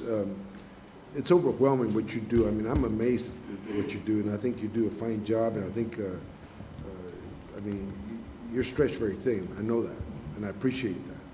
But isn't there a way we maybe incorporate something from the university to have some kind of internship there to help us monitor this stuff? Because, I mean, when funding is lost just because we don't apply for it, that really hurts, you know? Because, I mean, it's money that could have been had and would have been had and would have been benefit the community, but, you know, with so many irons in the fire, but I think there's a way to access what we have here, which is a university, to get some of these students to be interns here as a training ground to help us organize and keep some of this stuff happening. Right, and the university does have some of those components. We're starting up like the architecture, certificate in architecture, that we've approached them, the new provost, the city planner by profession, you know, invited to speak with him. So those are things that will open up, hopefully more avenues with the university. The grant that I talked to you about that you mentioned is to coordinate volunteerism, but also to bring in the university with their volunteers. Something that Commissioner Camarillo promoted was that they bring them in, rotate them through our departments. They learn how the city functions, and it's be part of their certificate. There's a program for public management certificate. So, I mean, that would be a key where they can come in through the department, rotate them around through our city departments and learn how the city works. At the same time, maybe they can pick a project that they would be interested in and pursue that. I would like to see more of that because, like Dr. Otero, who was part of my volunteers, he put on a good presentation about the airport, which you're familiar with. We need to use more of that, I think, to our benefit. We have them here. Okay? Yes. Mayor, one of the things to talk about the interns. Dr. Gowan? Go ahead. I was just going to mention that one of the things that would be very helpful, I think Ben would agree, is an interinstitutional dedicated grant writing team that looks out for the entire community. Thank you, Dr. Commissioner Gowan. Just one last point. I know we talked about this when we're going to the budget and the whole intern deal. That's going to come up real soon, and we'll be meeting with some of the department chairs in the areas that the city would benefit from, you know, in finance and accounting And engineers, you know, when we talk about the number of engineers that a city should have, and you look at the number that Brownsville has, it doesn't compare, yet everything is about engineering. And everything is about how we are building and developing the infrastructure that we know we need. So I can tell you that we're going to be working very, very closely to try to get some young, bright minds to come help and obviously learn something for themselves as well. Thank you, Ben. Okay. Mayor, may I? Yeah, sure. Well, one of the things we've done is we've teamed up with our elected officials, either state or federal, and their staff are sending it to us information through emails, et cetera, that identify any and all possible grants we can apply for. So we're utilizing their staff as well to immediately notify us that grants are available for certain needs that we may have and we can apply for. So we got a communication scenario going on. I think that's where with them. it all starts, the communication. And also, one of the things we haven't done is identify to the commission the fact that we have been rehabilitating many homes for very many people throughout the city, and we need to bring that information to you. We're trying to get it filmed and things like that, but before and after in relation to totally rehabilitating a needy family's home. That's been going on for well over a year now on a continuous basis. So we need to bring that to you, but or at least give you addresses of the locations of the homes we have done, so maybe you all can visit these people. But it is a very happy time for them because we're just about to finish 2 or 3 more homes, so those people will have their home ready for Christmas. Thank you. Okay, then go to consent agenda items. Consent agenda items A through E. Move to approve. We have a motion by Commissioner Longoria. Can I have a second? Somebody, Second by Commissioner Zamora. Any discussion? All in favor? aye. All opposed? Motion carries. Item 5. Item 5, consideration and action to appoint or reappoint 2 members to the Brownsville Beautification Committee. Mayor, I was asked, someone wanted to, gentleman wanted to comment on the appointment to BBC. Is that correct? No? Okay, somebody else has one. Beautification? Item 5. Okay, I'm sorry, that's for BCIC, I apologize. Mayor, I'd like to make a motion to appoint Joe Atkinson to the BBC committee. Appoint who? Joe Atkinson. We have a motion. Can we have a second? Second. Second by Commissioner Longoria. Any discussion? All in favor? I have a comment. I was reviewing the application, and it said that he wasn't a Brownsville resident. Is that correct? Or am I looking at a? Is it a requirement? I don't know. I just recall Is it a that we've had requirement? commissioners City bring that Attorney? up in the past. Well, he lists a business, the business. I'm hard at hearing. Yeah, I don't think it's a requirement. It's just, it's been brought up in the Those past. bylaws. You're not about familiar with appointments. bylaws. Is anybody familiar with the bylaws here, the beautification committee? Does he have to be a Brownsville resident? He works at the museum. Wells Fargo.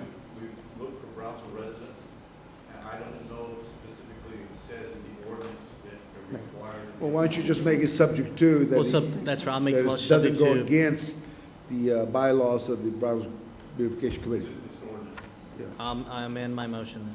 Okay. The motion, no, just restate it. We didn't get to the, Make the motion to appoint Joe Atkinson, subject to the bylaws. Second. okay, all in favor? Aye. All opposed? Motion carries. Any other appointment? Well, that's just part of it. There's 2 appointments. I'd also like to appoint Ms. Carol Sanchez to the BBC. Carol Second. Sanchez? Yes. Okay, can I have a second? I'll second that. Second by Commissioner Zamora. Any discussion? All in favor? Aye. All opposed? Motion carries. Item 6. Item 6, consideration and action to appoint or reappoint 4 members to the Brownsville Community Improvement Corporation. Mayor, I talked to my appointment. He'd like to be reappointed, Rico Holloway, so I'd like to make a motion to reappoint Rico Holloway. Second. Okay, we have a motion and a second by Commissioner Triadi. Any discussion? All in favor? Aye.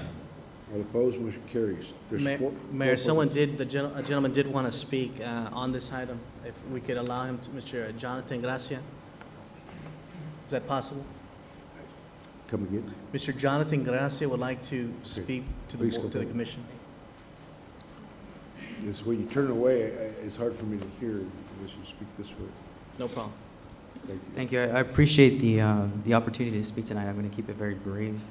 I realize that the appointments to the BCIC board are very important, and they're happening tonight. The board is the engine behind many of the projects here in Brownsville.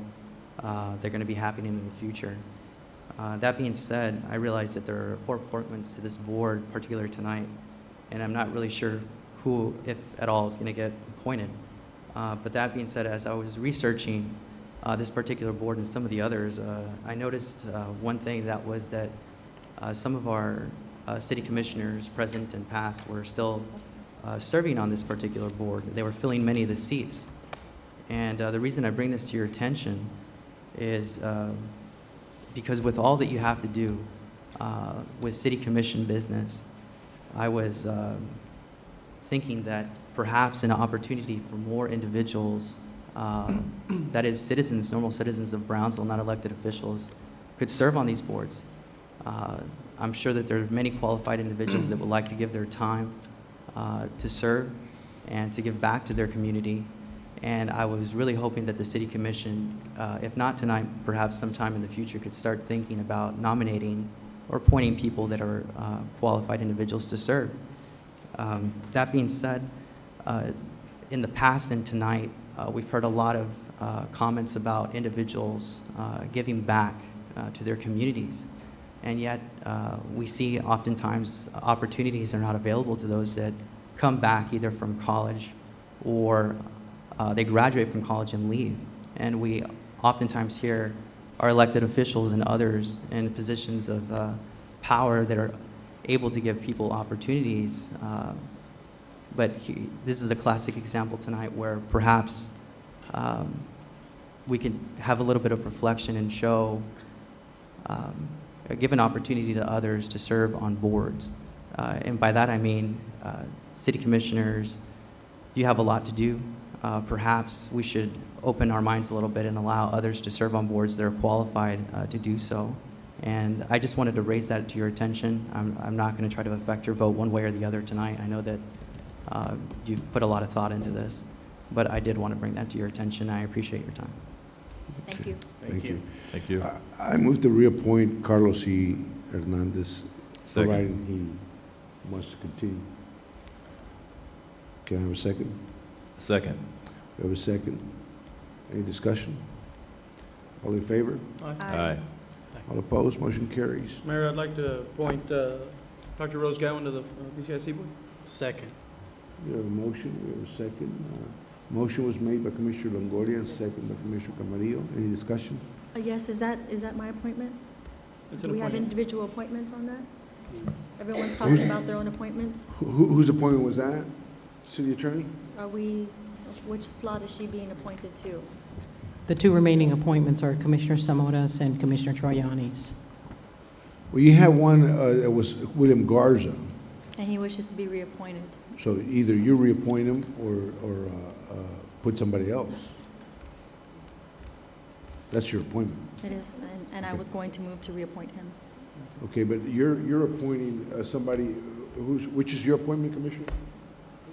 Which, you nominate Dr. Garza? Yeah, I was making an appointment, yeah. But is it one of your appointments? No? Okay. So I guess the Commissioner is asking that you give her the courtesy to make her own appointment instead of you making it for her. Is that okay? Not a problem. Okay, so would you withdraw? I'll withdraw my kindly, sir? motion. Your motion? Thank you. Okay, thank you. You want to make the Yes, I appointment? make a motion to reappoint William Garza to BCIC. We have an appointment by Commissioner Zamora. Do we have a second? Second. Second by Commissioner Gowan. Any discussion? All in favor? Aye. Aye. All opposed? Motion carries. Thank you. Is there any other appointment left to do? Or is that it? I'd like to reappoint Anthony Cherani to the BCIC board. Second. Is that appointment up for reappointment? He's gonna waive it to me, but it's his appoint. He has an appointment, but he's waiving it to me so I can get it done. Second. Okay. We have a motion, we have a second. Commissioner Triani yields his appointment to Commissioner Atkinson. Any discussion? All in favor? Aye. Aye. All opposed? Motion carries. I have a question for council.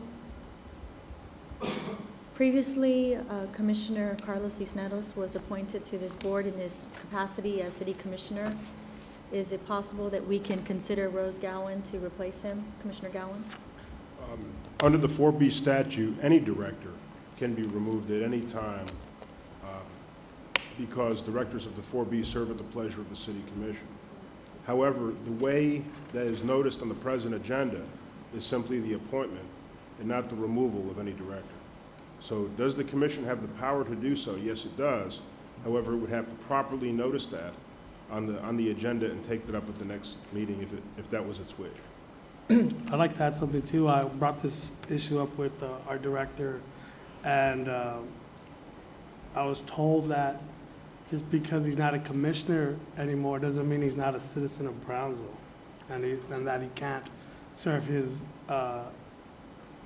community in a way that just because he's not a city commissioner anymore doesn't mean he's not somebody who can. Yeah, but nobody's disputing that. I think what's being said here that the commissioner would like to see the Commissioner Cisneros replaced, and if that's the wishes of the commission. She has the vote, she can do it. Commissioner, would you please, mind not interrupting? If it's the wishes of the commission to remove him or anyone, and the votes are there, well, then that's allowed according to the legal counsel. So if you want to have that done, post it on the agenda, get somebody else to co-sponsor it, and then bring it to a vote. That would be the proper. My question just had to do with the fact that he was appointed in his capacity as city commissioner, and we have a commissioner here who strongly wishes to serve on that board, and I thought maybe And we Mr. agree, but, Cisneros I would mean, be so he's saying kind the to. protocol to follow is put it on the agenda to remove. I understand that. I just wanted to clarify. Commissioner, to answer your question, the mere fact that Commissioner Cisneros is no longer a commissioner does not disqualify him as a matter of law from serving on the 4B board. Oh, we clarified that. Okay, that's it for today, I guess, on the appointments, and let's move to the next item. Item Number seven. Item 7, consideration and action to appoint or reappoint 3 alternates and appoint 1 new alternate to the Board of Adjustments. Good evening, Whose appointments are those? Is there anybody, can you show whose appointments there are?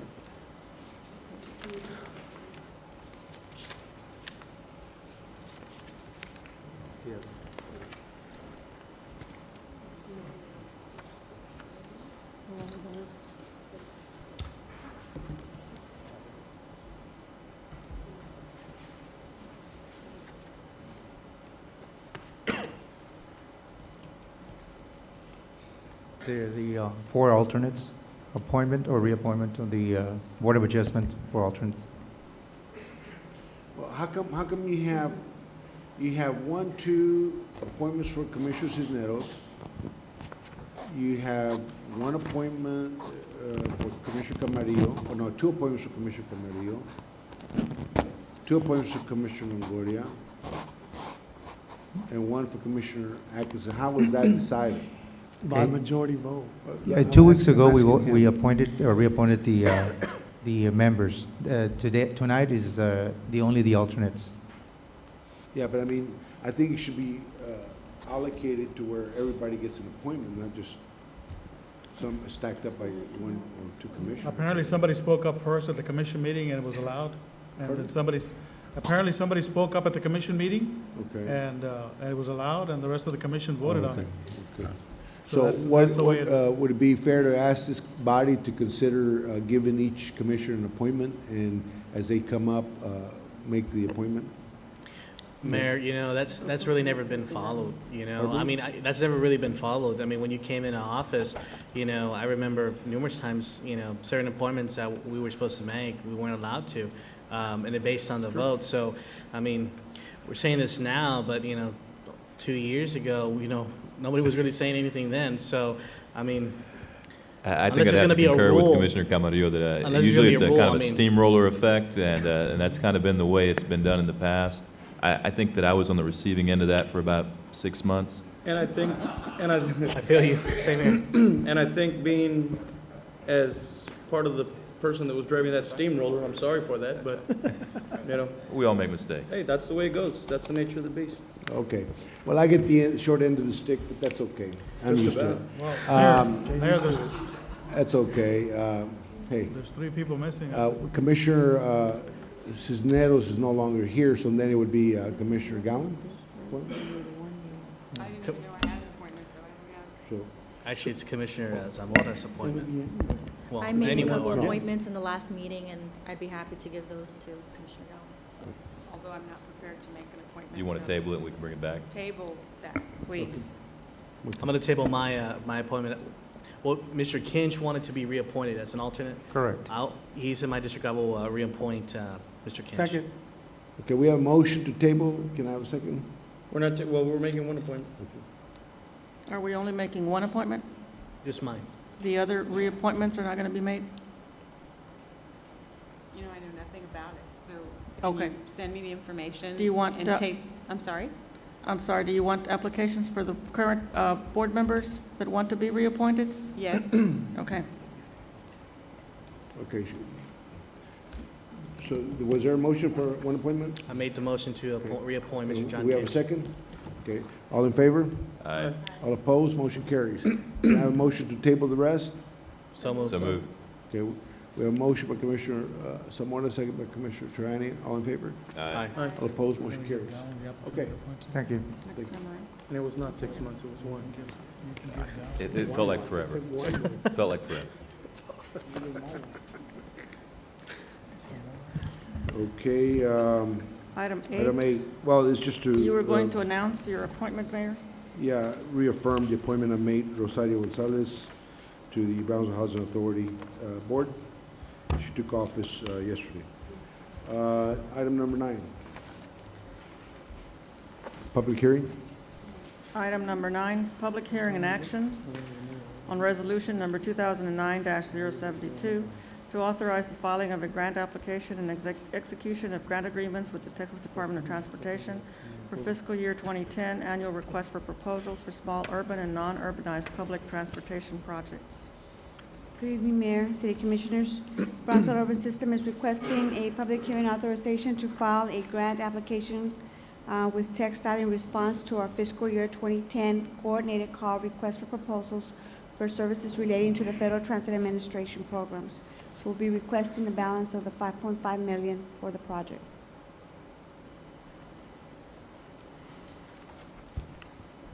This is a public hearing. Any for or against?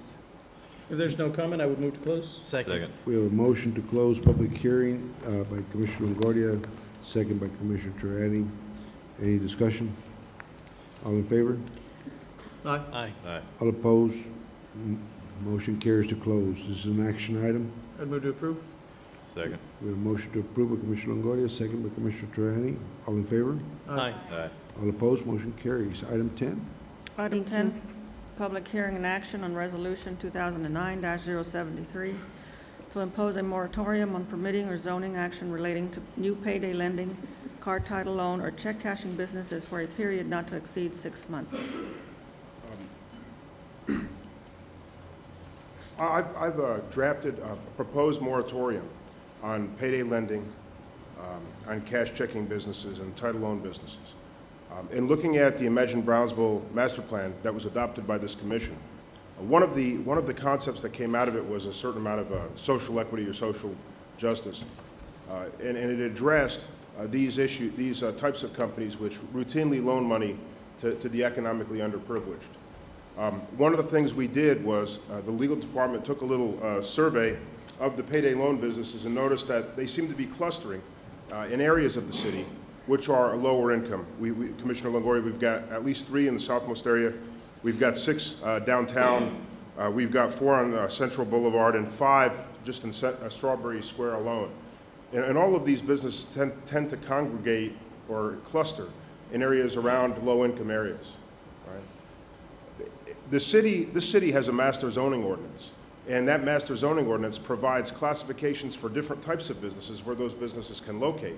But because perhaps these types of businesses didn't exist or weren't as common at the time the master zoning ordinance was enacted, these weren't specifically included by definition in the master zoning ordinance. And therefore, when someone wants to establish one of these businesses somewhere in the city, they typically place them, or they can place them just about anywhere. And that poses a bit of a problem in terms of creating zoning and creating a scheme for development. We've looked at the issue, and one of the things that we want to do is we want to consider and evaluate this.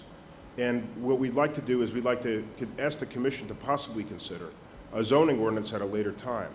But the concern was that if we did that, in the time it took to post the zoning ordinance and go through the process, we might have this rush on the door of applications in terms of applications for new businesses of this type. So what we're doing is we're simply asking at this time for the City Commission to enact a moratorium on new permits and new zoning applications for a period of not to exceed 6 months. That's to preserve the status quo. It'll have no effect on any existing businesses that are doing business right now. It'll simply prevent the proliferation of new or additional businesses, to give the City Planning Department the time to fairly study this issue and to propose a proper zoning ordinance to the City Commission. Any questions? Any questions? I don't see anything wrong with what you're proposing. I think it sets a standard that needs to be set, but that's just me. Any opinions from the commission? Yes. In the material that you provided us, I did notice that this has a negative effect on property values. The fact that they cluster and they prey on the economically disadvantaged.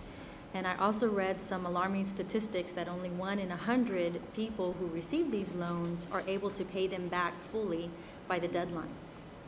So I think you touched on the main part of it, which it conflicts with the Imagine Brownsville plan, because we want to be sure that we have an economy that's flourishing, and if this is something that's going to hurt our property values, then it's not going to be conducive to what we're trying to do for Brownsville. That's correct, Commissioner. And you know, as you know, the City Commission has the authority over certain aspects in terms of the governance of the city. The state government has authority over certain financial institutions and financial regulation and things like that. However, one thing that is clearly within the City Commission's power is the power to zone. And to the extent that that does, these type of businesses affect certain issues that are matters of the city's concern, such as property values, which you've set forth, that certainly is something that's properly within the purview of this commission, in which this commission has authority to act. City Attorney, I don't need to imagine. I think what you're proposing makes sense, okay? Now, may I suggest that you look at the pawn shop regulations and treat these similar to the pawn shops, to where they can't open up more than one within a certain distance.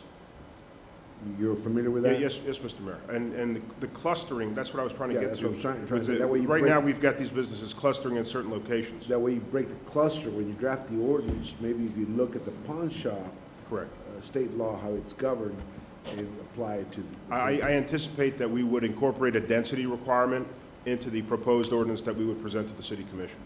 Yes, Mr. Okay, I'll make the motion to follow the City Attorney's recommendation. So, can I have a second? Do we have a public hearing? It's a public hearing. I'm sorry. Go ahead. I just question, will the city be challenged in court that you're denying somebody a right to set up a business, whether it's bad or, not bad or good, but I'm saying this type of a loan thing? I can answer that question, Mr. Mayor. I've got and I'll be happy to furnish it to the commission afterwards. I've got a Supreme Court case and a Fifth Circuit case directly on point, which states that the City Commission has every power and authority to enact a moratorium on an issue like this. Any further comments for or against? Yes, I was contacted by Tracy Wickett of United Way about this moratorium, and they want to be able to provide some input because they are also concerned about rapid refunds. They say they're also predatory. as well. So I would like to instruct the city manager to contact Tracy Wickett and see what concerns they have about such programs. Any further comments? Okay, I make the motion to close. So moved. Second. A motion, second by Commissioner Camarillo. All in favor? Aye. All opposed? Motion carries. Does somebody want to make the motion to take action on this thing? Would approve. Second. Motion to approve by Commissioner Longoria, second by Commissioner Camarillo. Any further discussion? All in favor? Aye. Motion passes. Next item, please. Item 11, public hearing and action on first reading of ordinance number 2009-0911-E to amend Chapter 46, Article 2, litter by adding new sections 46, 47 through 46 through 52, prohibiting the use of plastic bags in the city of Brownsville, creating an environmental advisory committee, and ordaining other provisions relating to the subject matter. Honorable Mayor, Commissioners, good evening. The purpose of this ordinance, the plastic bag ordinance, is to prohibit the use of plastic bags in the city of Brownsville, create an environmental advisory committee, and ordain other provisions relating to the subject matter. The implementation of a voluntary ban would be to promote the use of recyclable or reusable bags January 1, 2010 through December 31st, 2010. And then thereafter, a mandatory ban of plastic bag would commence on January 1, 2011. You want to read the ordinance? Or you want to read it, or You want me to read it? is it a very long one? No. It's about About 2.5 pages. 2.5 pages. Is there anybody It's against okay, it? it's okay. It's okay. Okay, any discussion, any questions? Yeah, I think you touched on the most important part, so. Sure. I understand the prohibiting of plastic bags because of the nature of the trash it's causes, but what bags are you going to limit us to? Are you going to say we can't use Ziploc bags? Are you going to limit the big black trash bags? Is it just the ones in the stores that they put our merchandise in? And who's going to have to put the cost of this? Who's going to be responsible for paying? Because somebody's got to pay. And how many jobs are we taking away when we say you can no longer use plastic bags? And my question is, and I'm a proponent of cleanliness, but isn't it a matter of teaching people instead of prohibiting by law the use of a plastic bag? Wouldn't it be better to teach the children and teach adults and use the wisdom of speaking instead of saying, oh no, you cannot have a plastic bag to carry things in? Because we're talking about jobs, we're talking about the fact that you've got to provide something for people to take their groceries in, you've got to have something to carry your stuff home from the store. I mean, you know. Does the speaker want to come up to the microphone? Do I need a microphone? Yeah, I heard. If you want. For the people at home. Otherwise, we won't get recorded,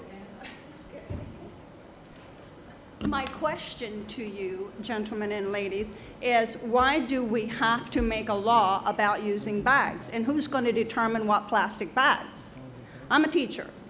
At school, they bring lunches. You know what they use to put their food in? Plastic bags. Do you know what kids carry their gym clothes in? Plastic bags. So, I mean, when you say, okay, no more plastic bags and we're going to give you a time period, who's got to fund the cost? Somebody's got to pay for it. What, am I, the taxpayer, going to have to pay some more? Because the poor people are going to say, well, I don't have money to buy the bags to carry my groceries in. I don't have the money to buy the bags to carry my clothes in from the store. And then we're talking about a depressed time of economics, and here we're looking to shoot somebody's job in the foot? Okay. Can't we use education as a forum instead of, okay, let's take out the plastic bags? And again, I'm an educator. I believe in educating. You don't have to pass a law about a plastic bag to get people to do the right thing. Isn't that true? Okay, thank you. Mayor, may I have the floor? You want to say something? Do you want to say something to address that? The question to the plastic bags, it's limited to retailers, commercial business, not to Refer the personal refer to use. the whereas right there so you can read it to her, please. Whereas the use of plastic shopping bags has a significant impact on the environment, such as contributing to unsightly litter on the streets, sidewalks, beaches, clogging sewers and drainage systems, and polluting the recycled waterways. Whereas the cost associated with the use and disposal of plastic shopping bags creates a burden on the city's solid waste disposal process. Yeah. And whereas plastic shopping bags have significant environmental impact. I think they get the idea. It's plastic bags, Yes, sir. shopping bags. And the counter to the argument is, what does it cost for us to keep the city clean and our landfill to absorb the cost of accepting the plastic bags, and they're not degradable and stuff like that. So that's the counter.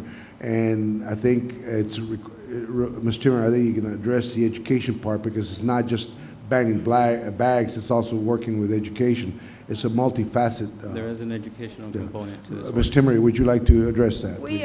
We have, I'm Rose Timmer with Healthy Communities, and we have done surveys. We've talked to the public here in Brownsville. Education, yes, it's very important. It's very important, but it's not being done. So, if you think that a plastic bag is free and not costing you anything, you are very much mistaken. Those costs for those people that create the plastic bag, those jobs, the fuel, the resources, the energy resources to make those plastic bags, the resources to bring them to Brownsville, because they're not made in Brownsville, bring them to Brownsville, are costing you 20 to 25 cents a bag. And that's what our streets are littered with. No, it is true. It is true. I have done my survey. Wait. Ms. Timmer, just address the chairman, okay? Don't get into debate. This is not a debate. It's not about jobs. It's not about making people, it's about making people responsible for what they have. And obviously, people in this area, in Brownsville, get rid of their bags however they can. They're very light. They fly with the wind. We have that. We are given the, we have the bushes that are very thorny. They stick on there. Everywhere else in the country, in the world, Mexico City has banned plastic bags. They are affecting our drainage.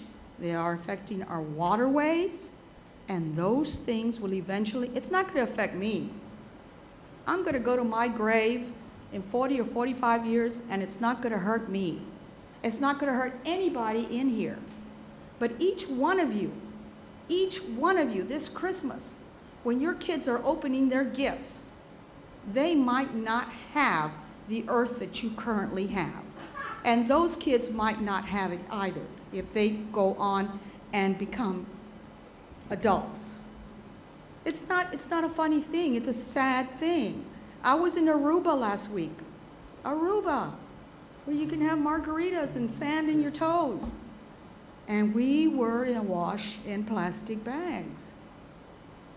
As the surf came in, we had plastic bags. We were in the Panama Canal, and we had plastic bags. Go down the expressway, you see one of them. Yeah. We were in Costa Rica, and we took a canoe to look at the macaws and the beautiful trees. Obviously, not everybody's going to be for. No, or and against. we're not trying to change And the whole world. We understand that, but education is and part of healthy it. communities. But let me ask you, Ms. Timmer. Yes, I'm sorry. Walmart, HEB, they signed on to support We have this. contacted the Walmarts, the HEBs, and we haven't talked to the guy who's cleaning up the garbage here in Brownsville. We've talked to the people in San Antonio, in Dallas. We've talked to the Walmarts in Arkansas, and they are on board with what we're doing. It took us a long time to get to the point of where we are now, where we are voluntarily asking people, asking the merchants, asking the population of Brownsville to be responsible and not use plastic bags. So the year before it's implemented, it'll be a process of education. A process of education, and we are getting our group ready We are very energetic, very ready to do it. And Ms. We're- Timmer, there are alternatives to plastic bags. It's not Yes, like, there are. it's not like, you know, there's no going to be no alternatives. That's right. There's It isn't like- There's yes. biodegradable.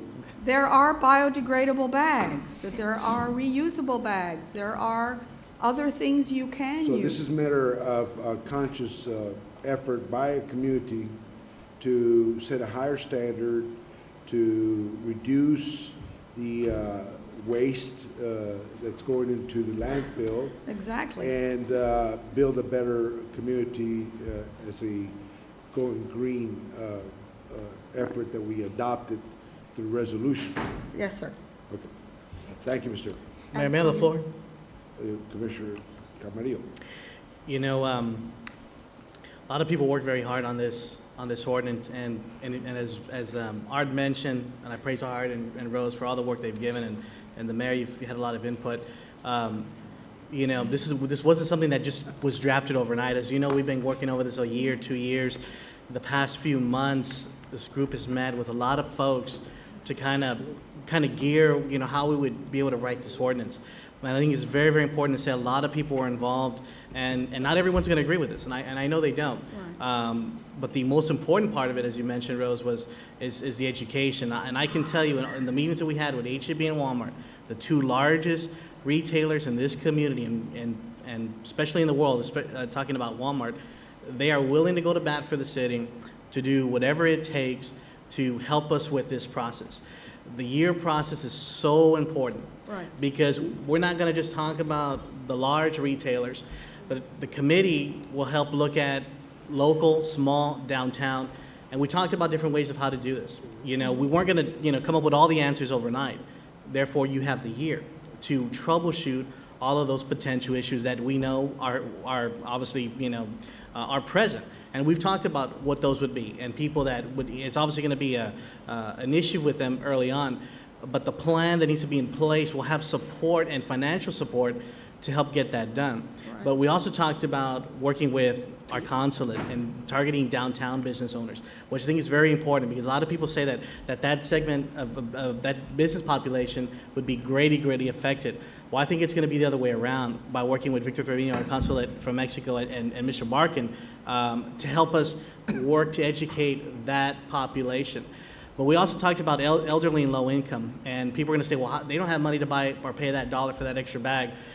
Well, one of the things we did talk about, and Art mentioned this, was looking at and working with the Lone Star program to help the low income, because we do realize that, you know, we want to be able to equip them with the bags so that they could reuse them. The elderly, so important. Home health agencies and medical facilities, they are so essential to the process, because they do a lot of outreach, more outreach than any one of us could do, through the Promotora program, how to, you know, ask certain questions to the physicians. But hey, how about giving them that reusable bag and having that offset that cost from the city to that home health agency? So there's a lot of things that are going to be put into place within that year to help us ensure that we have a good, viable ordinance that will work for everyone. Because at the end of the day, and I've always said this, it's not about any one of us here, or you know, or the city of Brownsville. It's really about this commission has the opportunity to leave its ecological imprint, not on Brownsville, but on the world. And when we hear the climate change, and we hear the polar ice will probably be melting in so many X years, that's real significant in raising water levels and things of that nature.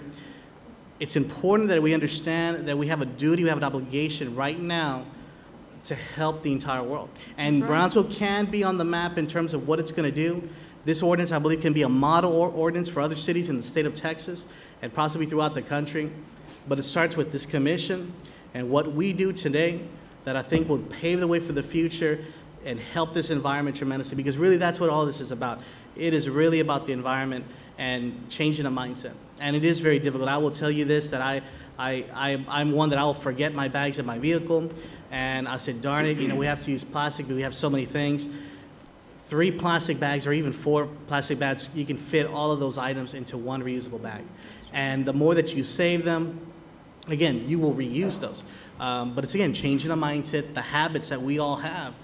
it's a process, and I think it can happen. I think it's going to start with our kids, Yeah, and it then is it's going to about transition education. to our adults. So Yeah. I asked this commission to really, really consider this ordinance because it will help. And one of the other things that it does is, for example, the poultry and the meat, it doesn't exclude those items. Right. You need plastic for meat and poultry. And it's not saying that trash bags will go without plastic liners, because we're not telling the manufacturer, don't make plastic bags for our trash cans. No, we need them. It's the checkout bag, which is the nuisance that plagues not only this community, but every other community in the world. May I have the floor? Commissioner Zamora. Commissioner Camarillo, I want to wholeheartedly support this, and I did have one primary concern which I addressed with you, and I'm quite satisfied with your response, and that had to do with the effect on small businesses and to-go orders, and how are they going to be able to adjust to such an ordinance? Are we contacting such companies like Cisco that sell plastic bags to our small businesses? What are we doing to help alleviate any potential problems that pertain to smaller businesses? Let me answer that real quick, because the solution's there. Yeah. We create the problems to begin with. The solution's there. If you go to CC Wings on Central Boulevard, Yeah. their bags are biodegradable bags. Yeah. And they're small bags. So I mean, it's not like there's no alternative. There are alternatives. There are The problem is that we don't have the expectation, we don't have the standard. And all we're trying to do is raise the standard to where we take pride in this community, one, Right. to change the community in how how we handle our trash, okay? Right. It doesn't have to be with plastic bags. There are alternatives. There already are. It's not like they're not. Exactly. It's not like they're not going to be. If we were to implement this ordinance in 90 days, I assure you, every business will have a similar type of bag that is biodegradable. There are out there. They are out there. There are out there, except the standard's so low that we just, it's part of the culture, and we keep doing, and just because we keep doing the same thing doesn't make it right.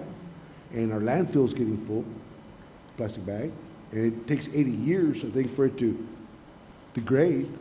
Our highways littered, our streets are littered, and we look like a third world country when I think we deserve better. Yeah, We I adopted a agree. resolution to go green. This is part of that effort. If we're serious about going green, we need to adopt this. I've been pushing this for 2.5 years almost. And I think this is the opportunity, okay? And the commissioner says, we can set the standard. That's But right. it's not impossible. The alternatives are there. I have a The question. fear, it's more the fear of the unknown that's driving the opposition. Because if Walmart and H-E-B accept it, they know the solution. They don't fear it because they know it's there. It's those little people who don't realize that it is there. Once we have a year to educate people, we have a year to implement it, and we have a year to flood the market with what's available, and I think you're gonna find that in the end, they're gonna say, hey, we should have done it sooner. Right. Can I have the floor? Commissioner Atkins. I got one question that was asked of me, and maybe Commissioner Camarillo can answer it for me. And like I said, I'll totally support you in what you're doing. I think it's a good thing. But I was questioned by some of the smaller places, like maybe Lopez Supermarkets or Global or some other places that don't have the resources like Walmart or H-E-B to invest in these type of bags. Their question was enforcement. After what or when will they be fined if they're not going to these biodegradable? 1 year. After 1 year, then we start enforcing, and what's the penalty gonna be, or what is it? As it stands today, based on this ordinance, it would be a year in January 1st, 2008. Okay, what would be what's the enforcement? How would y'all enforce it? It would be the same, penalties that fall under the general litter law, 0 to 500, and in some cases, 0 to 2,000. So give me depending on an the- example. Who gets fined? Like if I'm walking out of a Global, do you fine me or do you fine the commercial establishment? At this point, it would be the establishment, sir. Okay, and if the establishment had these bags, these I know H-E-B has those green alternative bags, recycle bags.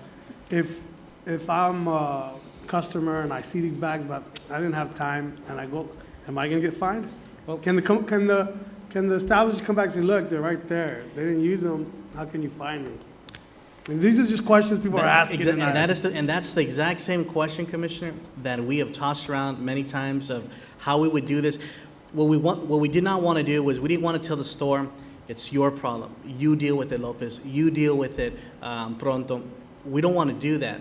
Therefore, the committee and the people that sit on that committee are going to help brainstorm with Lopez people, with HEB, Walmart, and kind of come up with some sort of a consensus on how to deal with those issues. Because again, we could be here all night trying to think of all the issues that are going to rise, but we knew that within enough time and bringing the right people to the table, your small businesses, retailers, and large businesses, that we'd be able to fix that problem and say, okay, you know what, maybe it's going to mean, you know what, they're not going to pay $1 for the bag, maybe it's 10 cents. I don't know, but that's something that the committee is going to bring back to the commission to say, this is how we're going to do it, this is how we're going to help those businesses. Because we, again, at the end of the day, we don't want to hurt the business. We want to work with them and provide them with the solutions to make sure this thing works as best as possible. I think here, I mean, we're getting sidetracked here. I think here the focus is on the supplier, not the user, the supplier. You talk about the HEB, the Walmart, the vendor, okay?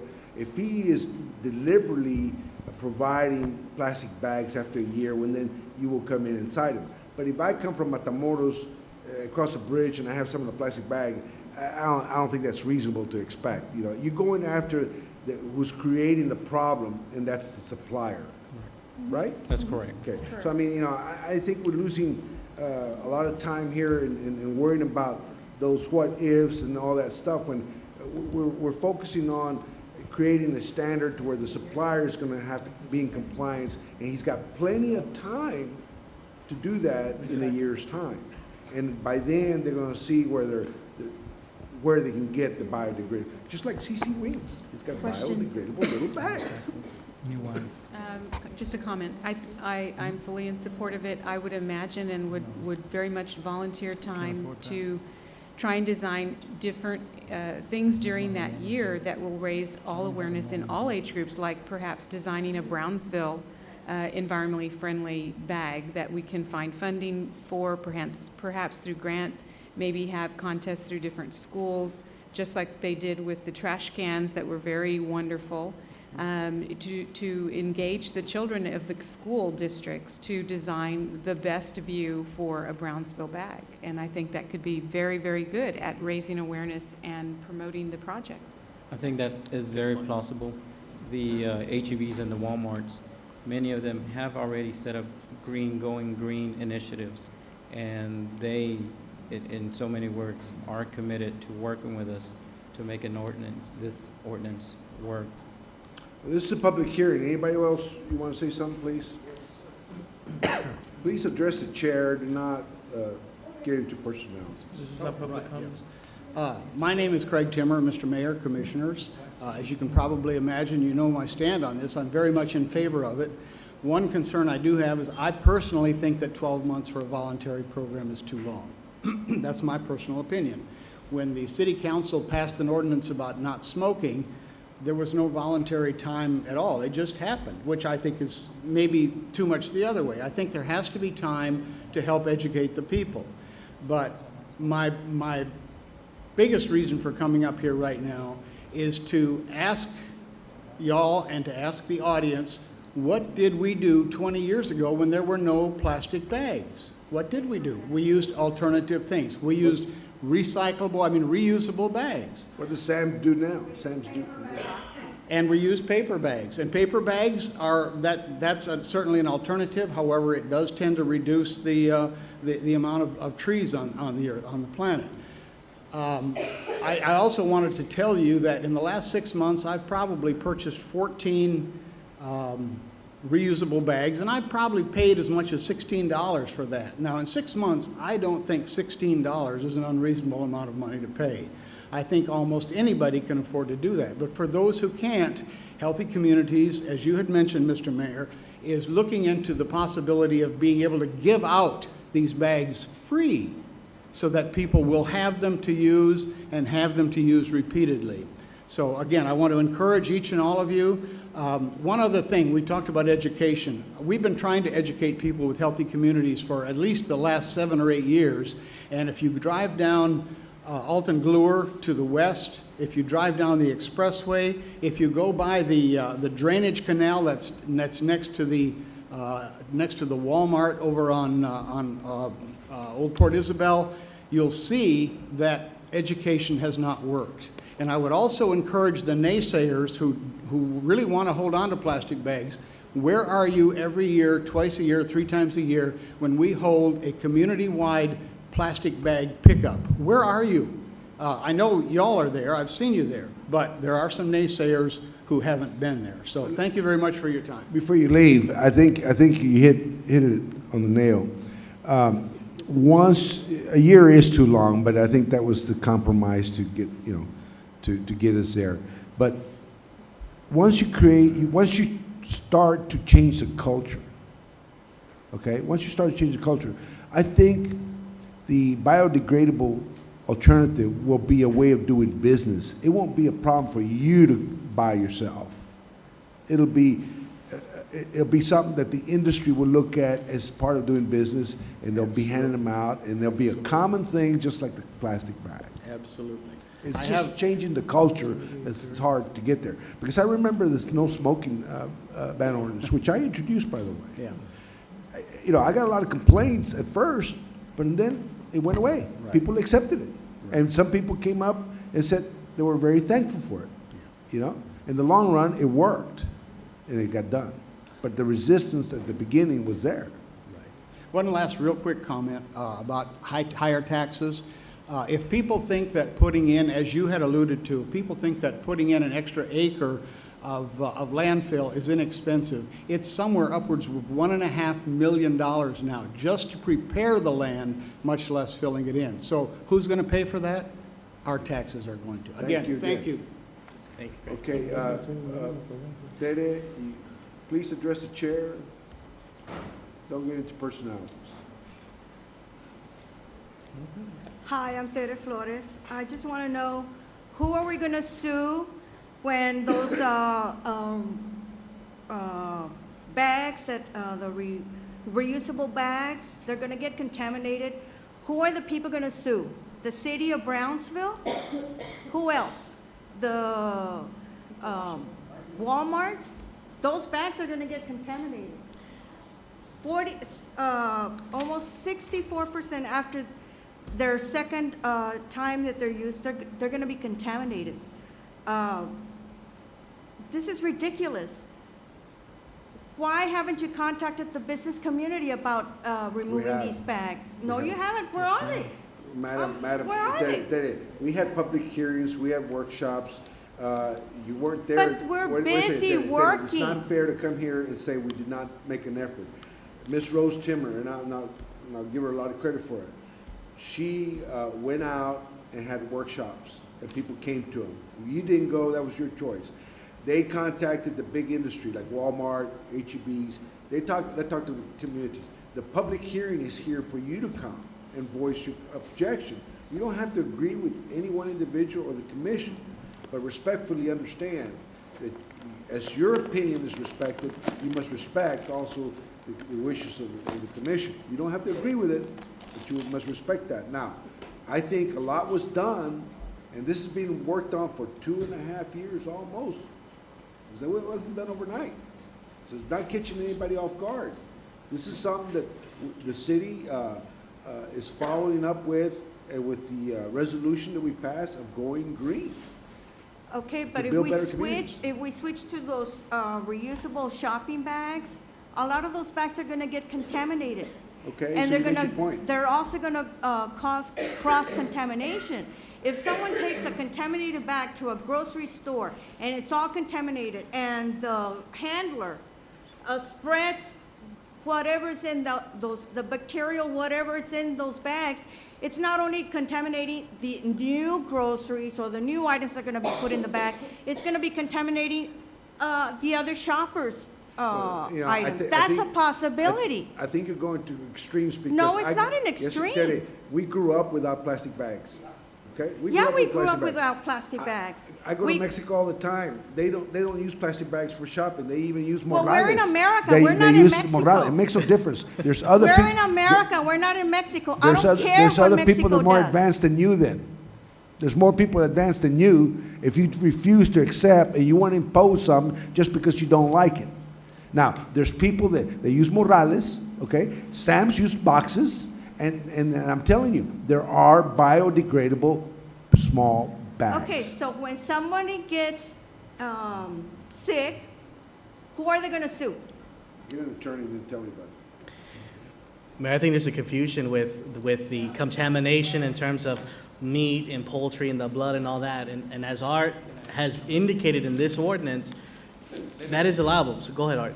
There is, when we were codifying the ordinance, there was one sentence that when the motions get made that I wish to be re-added back, and that was an exemption, exempting poultry, fish, and meat products to avoid contamination. Thanks, sir. And there's the biodegradable bags, they're disposable bags to begin with. Also, disposable these shopping bags, they're not even going to be made here in America. They're going to come from China. At least the plastic bags, the majority are made here in America. We're going to lose jobs. As it is, Washington is doing an excellent job of losing jobs for America, and you all want to contribute to that? What about our environment? You don't think we have a responsibility to our children? To our, Well, what's our legacy going to be? Tell that to the idiot over there. He's destroying the country. Our children are not going to have... That has nothing to do with the plastic bag ordinance. Well, right you here. brought it up. I'm sorry, but it doesn't. But I think it's a bad idea. That's I think those noted. shopping bags is a bad idea. They're going to be contaminated. People here don't know about washing them. They're not going to wash them. And we're going to see lots of lawsuits coming out of this. I think maybe you all want to pat or help your fellow lawyers to drum up some business. I guess that's the reason why you want to pass this. And that thing about that it has killed or hurt 10 million, 100 million animals, that's not true. The reason why they were hurt was because of netting, not because of plastic bags. You've got incorrect information. Well, Mayor, the numbers don't lie. We respectfully accept your notes and comments and take into account and advice. Anybody else? Pastor Burke. I just feel like this is the appropriate time to talk about personal responsibility and littering. I've lived a lot of places in this country. I've never been anywhere where it's so common for people to throw stuff out the window, for people to be standing there talking to you, they finish their candy bar and right on the ground. When I was a kid, if anyone threw something out the window of the car was pulled over immediately, and that kid had to go back there and find whatever he threw out. And if he couldn't find it, he had to fill up a bag with trash. And if you do that one time when it's 0 degrees, you're not going to throw something out the window again. Of course, it doesn't get 0 degrees here, but it's about time somebody speak up and say, let's quit littering our city. Whatever you come up with, whether it's a biodegradable bag or whatever, it's still going to trash up our city when you throw it down on the ground. One more thing. While we're talking about personal responsibility and not throwing things on the ground, everywhere else in the country, when people go to the grocery store and they go with their shopping cart to their car, after they get finished, they put it in those little places where the shopping carts go. This is the only place I've been where they're all over the all over the parking lot. No, they're out in the neighborhoods too. Yes, they're out in the neighborhoods too. The drain ditches, yeah, I agree. It's Parents, part of the culture. teach your kids not to litter our city. And parents, you do that by example. You quit throwing things down on our city. Let's keep our city nice no matter what kind of bag we use. You're right. And by the way, I reuse the plastic bags. I use them as trash can liners. I use them for the gym clothes. I use them for other purposes. They don't get thrown away until they're used. And when they get contaminated, then I throw them away. But anyway, that's my stand on it. Okay, anybody else? This is a public hearing. Move to Anybody close. for or against? Can I have a motion to close? Motion. We have a motion Mr. to Mayor? close by Commissioner Atkinson. Can I have Mr. a Mayor? second? Can I have a second? Second. Second by Commissioner Camarillo. Mr. Mayor, before you move for a vote on the, I do have one suggestion. Before you move for a vote on this ordinance, I do have one suggestion. Where it's the definition of plastic shopping bag in the ordinance states a bag that is made from a non-compostable plastic or compostable plastic, and that is not specifically designed and manufactured for multiple reuse. And then at the bottom, it bans stores from providing these bags, but that could be virtually anything. So to solve that, I would simply ask that you add to that definition, and that is specifically provided to a customer at the point of sale for the purpose of transporting goods. I think that would get across with what you're trying to do. Okay, well, that'll come up on the action when it's adopted. This is a public hearing. We'll close the public hearing. Put it closed. So we got a motion to close and a second. All in favor? Aye. All opposed? Motion carries. You did put the language in there about biodegradable bags, right? Okay.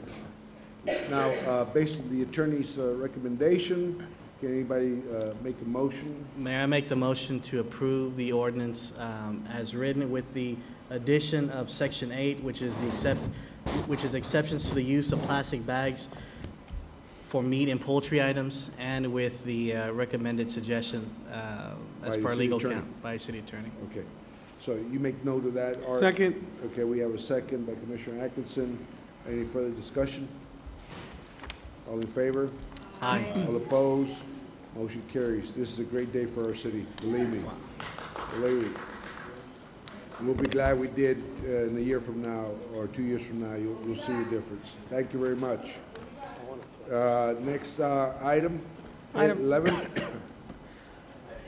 Item 12, No, I'm sorry, item 12. public hearing and action on first reading of ordinance number 235-2009-041 to rezone from light retail F to medium retail G, 5 acres out of block 146 of El Jardín subdivision located at 3631 Old Port Isabel Road. You could read the other one, please. Item We'll 13. consider 12 and 13 together. Item You wanna 13, write- public read hearing and 13 action. also, please? Public hearing and action on first reading of ordinance number 235-2009-041-S to allow a light retail use in a general retail use for 5 acres out of El Jardín subdivision located at 3631 Old Port Isabel Road.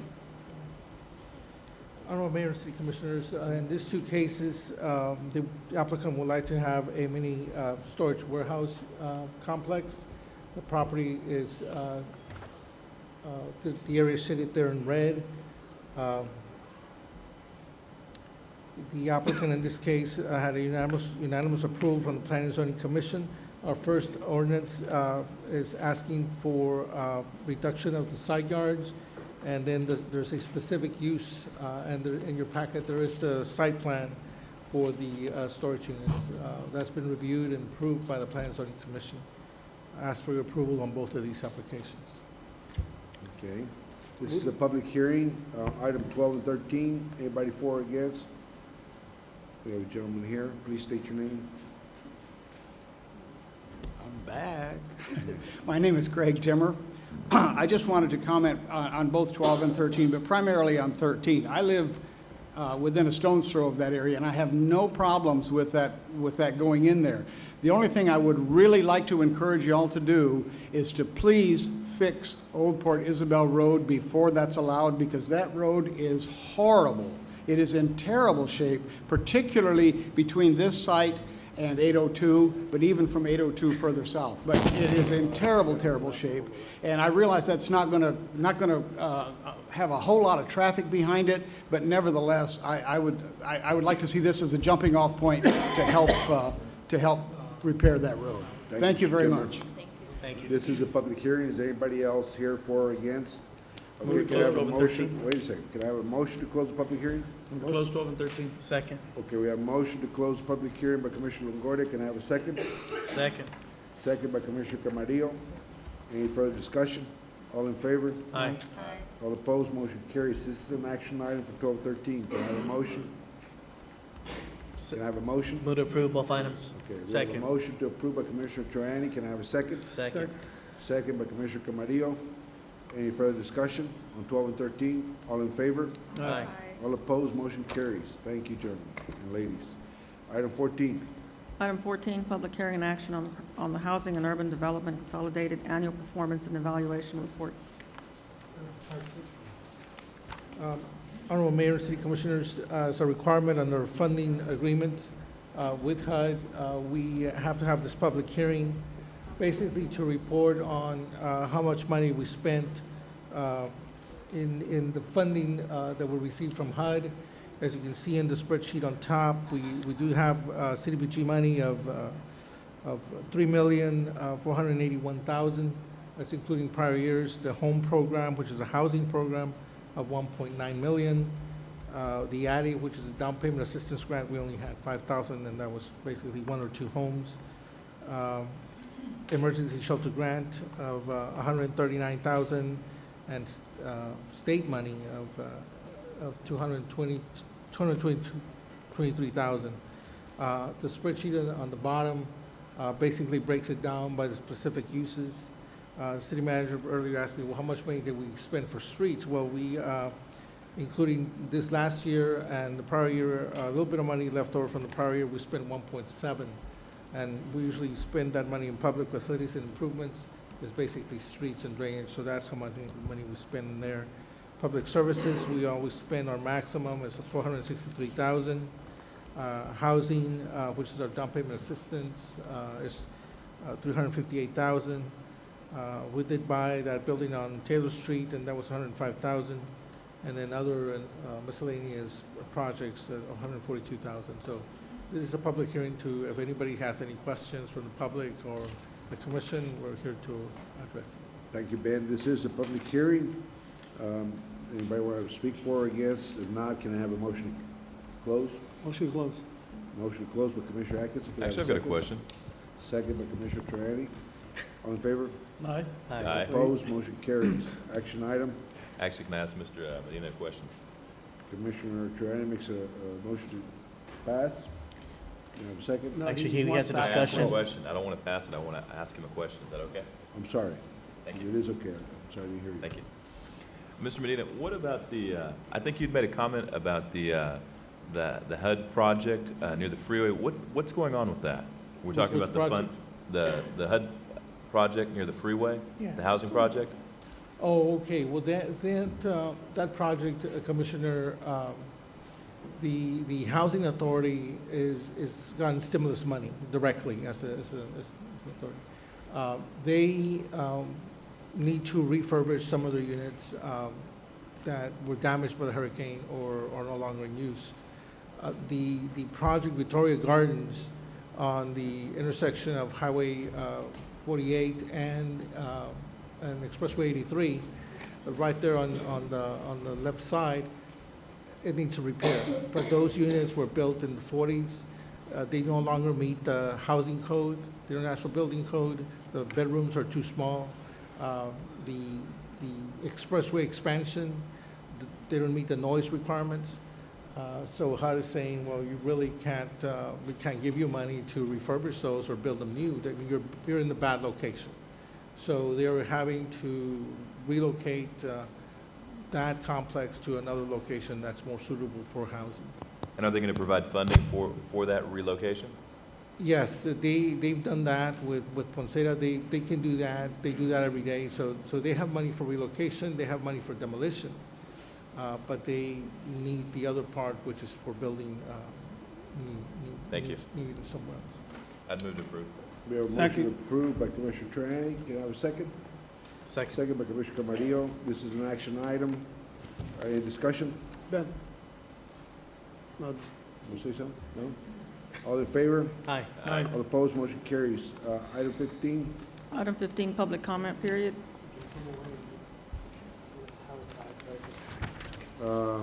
We have 1, 2, 3, 4, starting with Raul Guerra Martinez, Susan Raul Smith. Guerra Martinez. Yeah, then Susan Smith Lingo, then Roberto Barrera, and Tere Flores. In that order? Good evening. My name is Raul Martinez. I would like to see what the city commissioners can do to put a... Can you put the mic closer to you? Sorry about that. I would like to see what the city commissioners can do to put an end to unsuitable rental properties being approved by the city building inspectors permit department. I have an ongoing problem with a non-compliant landlord who has and continues to get leadway by lenient building inspectors, which enable these type of rental owners to operate and abuse renters' rights, along with overlooking and violating inspection guidelines. Also, they should probably properly identify themselves with courtesy and concern, and with their names visible on their shirts, badge, or name tag.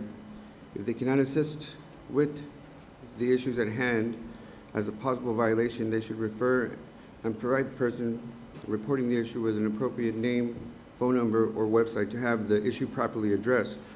There has to be an emphasis on weeding out corruption in our city and protect all renters of unsuitable rental properties and non-compliant landlords by going after them and enforcing these inspection codes.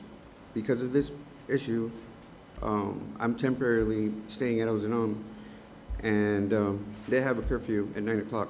So on top of having an issue, having a home and not being able to stay there, I was forced out of my home, and now I'm not going to have, because the meeting, I didn't know the meeting was going to be this long.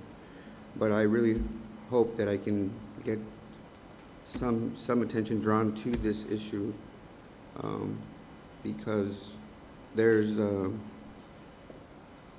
problem with the building inspector department. Mr. Martinez, I'm sorry, I cannot respond on either anybody. No, I'm not saying, I'm saying thank you. Allow me, please. I'm sure if you sit down with city managers, he'll direct you and hopefully provide you the response that you need.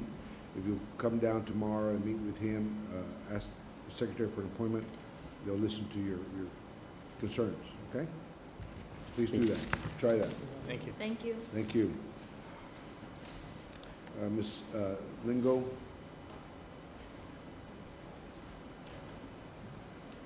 For the record, my name is Susan Smith-Lingo, and I do have reusable bags at home. I was just being the devil's advocate.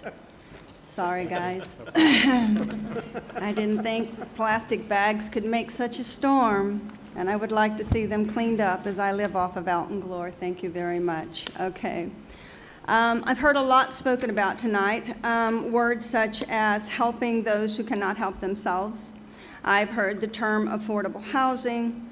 I've heard the term of helping the less fortunate, and government doing things that provide justice for those who cannot provide for themselves. So I'm going to tell you who I'm representing. I'm representing my father and my mother, Bob and Betty Sue Smith.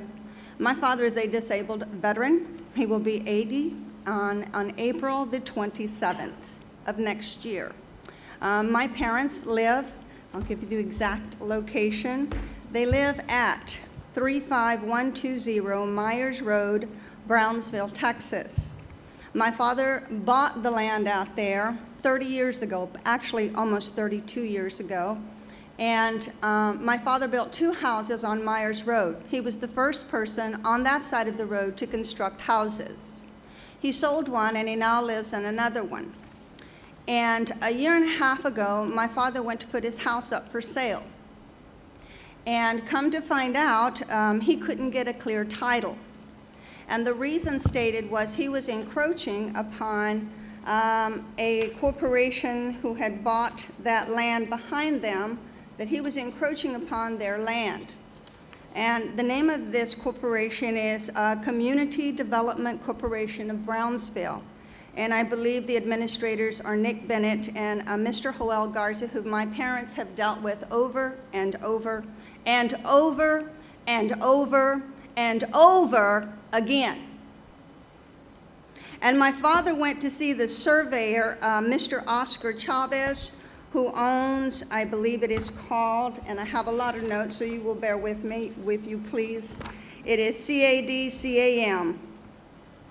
Mr. Chavez was the responsible party. Oh, and by the way, my father's had 2 lawyers. Lawyer 1, Paul Hemphill. Lawyer 2, Gene McCullough. But then Lawyer 3, Daniel Renfro, who is representing apparently the Community Development Corporation of Brownsville, who I assume is supposed to be there to help the people. Our lawyer decided he couldn't do it. My parents are not wealthy. I am not wealthy. Nor do I have the responsibility of trying to make people to do the right thing. but that's why you are commissioners. Now, I'm going to read a letter that my father wrote. It says, "To whom it may concern. On December the 9th, I visited Brownsville City Planner Mr. Noe Puga in his office. Mr. Puga informed me that the issue of securing a clear title to my home property was all about money. He told me that the CDCB people would not accept the blame for the problem, but say that CODCAM Corp. Are at fault for not informing them and me of a survey problem they discovered years ago. He said the replatting fees and legal costs to solve the problem would be my responsibility. He said my two options are, 1, pay the cost, or 2, tear off the rear portion of my house. I remind you, my father's going on 80. On Friday the 11th of December, I went to CADCOM and I talked to Mr. Oscar Chavez. I asked Mr. Chavez for a copy of the survey he had shown me over a year ago. This survey, made by his company, showed no encroachment of my building into the CDC property behind me. Mr. Chavez told me that he did not finish the survey, even though he did not know the actual status of the boundary line. He told me he did not do a complete survey because the owners would not pay him any more money. I questioned him as to how his company could certify a survey for developing a subdivision without completing a survey of all its boundaries. And I asked myself, how can the city of Brownsville give a permission to a, let me get the name right, where are you? Community Development Corporation of Brownsville. That's a pretty name. How did they get permission to build and to make a subdivision behind my folks' home without clearing the title properly? And why is it my folks are the only ones held accountable in this situation? My father has offered. He put money in Mr. Hemfield's hand. He said, here, pay them. I will pay up to X amount of dollars. At this point, my father is up to about $5,000 out-of-pocket expense. And I don't know where to go. What, do I need to go to the state next? Because I will. But I think somebody in this room can help. And I'm asking on behalf of my father and my mother, who for 40 years in this community have paid property taxes on time, every time, who for 40 years have contributed to this community. 40 years. You take your mom and your dad and you cut off the back of their house to comply with some business. Please do that for me, would you? Have your 80-year-old father tell you, well, right after Christmas, sweetie, I'm going to have them come and cut, because I'm so tired of fighting this. And can I tell you that my father's in bad physical health? Can I tell you my parents have been under undue stress for a year and 6 months? They lost the sale of their home. Hello, they lost the sale of their home. My parents were moving in town close to me. I had worked tirelessly to get them to finally sell. I got them to sell. We put a down payment on another house. They would not work it out. And they went to my father's house and they made promise after promise after promise after promise after promise. Pura, pura, pura hablar. As you say in Spanish. Puro labio. Pura nada. Give me action. He has been willing. He has asked. My father is an honest man. He is a good man. He is a law-abiding man. He is a veteran of this country. And I appeal to the Brownsville City Commission to do something. Or is he, as he stated, at the mercy of irresponsible businessmen and their practices, or should I say, lack of correct and honest business practices? Okay, Ms. Lingo, I sympathize with you, and I don't need your sympathy, sir. I honestly, and I don't mean to be rude. ma'am, No, sir. Listen, I don't want your sympathy. You're being rude. I don't need You're being sympathy. rude. My folks don't need sympathy. You're They being rude, need and that's action. unfortunate, because what I was going to say is that I would sit down with Ben Medina tomorrow, I want to help you. okay? All right? What I was going to tell you, before you got to be rude, that I would sit down with Ben Medina tomorrow and go over this and see what we can do. That's what I was going to tell you. Mayor, she's not being rude. She's passionate, like you're passionate about your title. I'm not recognizing you. All I'm right, just so trying to let her know that. back off. I have copies if Commissioner, anybody is nobody's recognizing. interested in everything. Miss Lingo, if you want, come tomorrow to my office, and I'll sit down with Ben Medina and you, if you're listening. If you're not listening, well. Well, you already said she was rude, so leave her alone. Okay, next person, I guess. Dagoberto Barrera. Before I go, I want to say thank you very much for giving me your attention. And all I ask is to do the right thing. Isn't that what we're elected to do? Yep. I teach my students, do the right thing. That's all I'm asking my commission to do. Do the right thing for an old man, and that's the only house my father has. My father receives no Social Security, none. He doesn't have an income. So please, all I'm asking is for justice. That's it. I'm not asking for a handout. He never has, and he taught me never to ask for a handout. Thank you, my dad. Thank you. Mr. Barrera.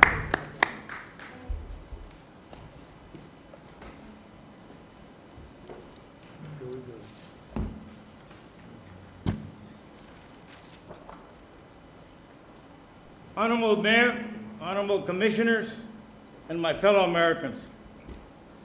Today I want to be very candid with you like I have always been. Today I'm not here to bury Caesar, but rather to praise him. I have never mouthed off to any of you. I'm well informed on my issues, and my issues have some foundation.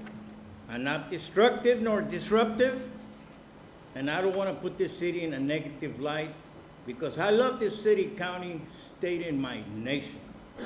Today I want to praise first our city manager, Mr. Charlie Kavler, for the good work being done on our city streets. Whether the work was done by our city employees or was contracted out, our city streets are looking very good. All of our citizens appreciate this good street work that's being done by the city, and that includes you people since you are the head of the whole clan. Remember McDavid Street, or you used to bump, bump, bump? It looks beautiful now. Los Ebanos Street going to Pace High School near my home looks and writes very good. Thanks, Mr. Triani, for saying that we speakers are not school children and we must be treated as adults who are really concerned about our city activities. Thank you, Mr. Mayor. Thank you, Mr. Commissioners. Merry Christmas to all of you. And may you all have a healthy, since I was a little depressed for a while, but I'm ready to go again, a healthy 2010. 2010. Thank you. Thank you, sir. Yes, sir. Thank you. Glad Merry you're doing Christmas. well. Ms. Tere Flores, please. Thank you, sir. You're next.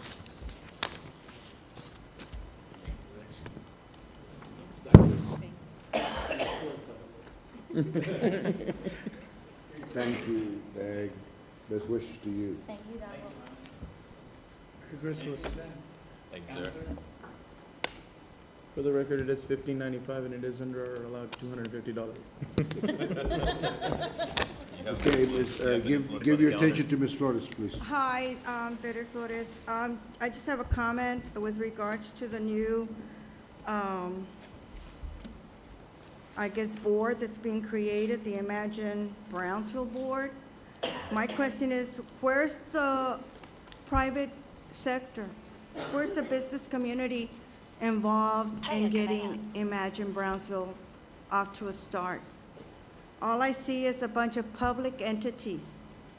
For example, U of A, the University of Texas in Brownsville. That's the same one that just built the new library smaller than the existing one. That's the same one that wants to put that mural, hire a Mexican artist instead of an American artist. That's the same entity that's going to help flourish Brownsville, the Port of Brownsville. The only port that we have to support for its existence, no revenue comes in. That's supposed to improve Brownsville? The Brownsville Community Improvement Board? Come on. As far as I'm concerned, most of these boards have failed. Even the city of Brownsville. You're working in the red. That's a failure. And the results is We look third world compared to McAllen. That's the proof. McAllen looks like America. Here, we look like third world. Where's the business community to help Brownsville move forward? Plus, the kind of Brownsville I want to see, I don't want to see graffiti, and I see it growing every single day. There's a war raging just across a few hundred feet from us, a drug war. What are y'all doing to protect the city? This is the battleground. This is a battleground now. There's not going to be no Imagine Brownsville if that war spills over here, which has already started. Thank you. Thank you, Mrs. Flores. That's the end of public comments, I believe. Let's go to item 16. Item 16, consideration and action on an interlocal agreement with Olmedo Water Supply Corporation to collect garbage fees, city maintenance fees, and federal unfunded environmental compliance fees for customers it serves that are not served by the Brownsville Public Utilities Board. Honorable Mayor, members of the City Commission, this evening we requested this item be tabled for the next meeting, which will be January 5th, 2010. Move the table. Based on the recommendation of the city finance director, can I have a motion to table? So moved. Motion to table for Commissioner Murillo. Can I have a second? Second by Commissioner Gowan. Any discussion? All in favor? Aye. Opposed? Motion carries. Item 17, please. Item 17, consideration and action on resolution number 2009-070 to authorize the submittal of a funding application to the Brownsville Community Improvement Corporation for quality of life projects for fiscal year 2010. Mayor, Commissioners, the Parks and Recreation Department is submitting for 2 projects for this next fiscal year. We're going to add to the list of some of the finest parks facilities in the state of Texas, and our request is for 2 projects. One is at Olivetta Park, and it's a renovation project to take care of some dilapidated, it's kind of outdated repairs. North Brownsville Kickball Complex restrooms will be a lot of people that are pretty happy of you, especially come time with the leagues, and people will be thinking about you every day out there. Thank you. Of course, these are BCIC-funded projects and reimbursed by BCIC. We've been doing this for several years now. The majority, if not many, of the projects and parks are due to BCIC funding. And again, we have some of the top facilities in this state, including anything better than the RGV shows. For instance, a sports park, other places, and we're very proud. All of our employees are to maintain them and kind of move them towards the future. So these 2 projects are major. I've been here 8 years, and I think that those are probably especially Olivetta Park. Argue against that. Can I have a motion? So moved. One at a time. We have a motion. Thank you. Commissioner Terriani, can I have a second? Second. Second by Commissioner Gowan. Any discussion? I just want to say one thing. Chris, I know when you first got into your new position, we're working on Olivetta Park. I can't stress it enough. My gratitude and thanks to you and your staff for putting this project on. You're right, Olivetta Park is in major need of some renovations and some tear downs, and the residents and everyone who goes to Olivetta is going to be so much grateful. So thank you to you and the staff for everything that you guys are doing. Appreciate that. I do want to add that Public Works and Parks and Rec were working hand in hand on this one. It's going to save a lot of money. And I want to thank you for your helping out with Garfield when I went to you about that. No problem. Thank you. Thank you. All in favor? Aye. Aye. All opposed? Motion carries. Item 18. Item 18, consideration and action on resolution number 2009-071 to amend the general fund and airport fund to provide funding for Imagine Brownsville and airport operations. Honorable Mayor, members of the City Commission, we're asking for a budget amendment to the general fund and to the airport fund. General fund would increase or actually allocate funds for the Imagine Brownsville for $25,000, and we're also want to transfer from the general fund to the airport fund $500,000. If you recall, on the last meeting, we had the presentation of the financials for September 30th, and there was an item that we had budgeted in the general fund, in the airport fund, of a sale of land that did not materialize at the airport. And at that time, we told you that we would be coming for a budget amendment because we don't want to have the airport fund in the red. We want the airport fund to be in the black. So this budget amendment increases the transfer from the general fund to the airport fund to keep that fund in the black.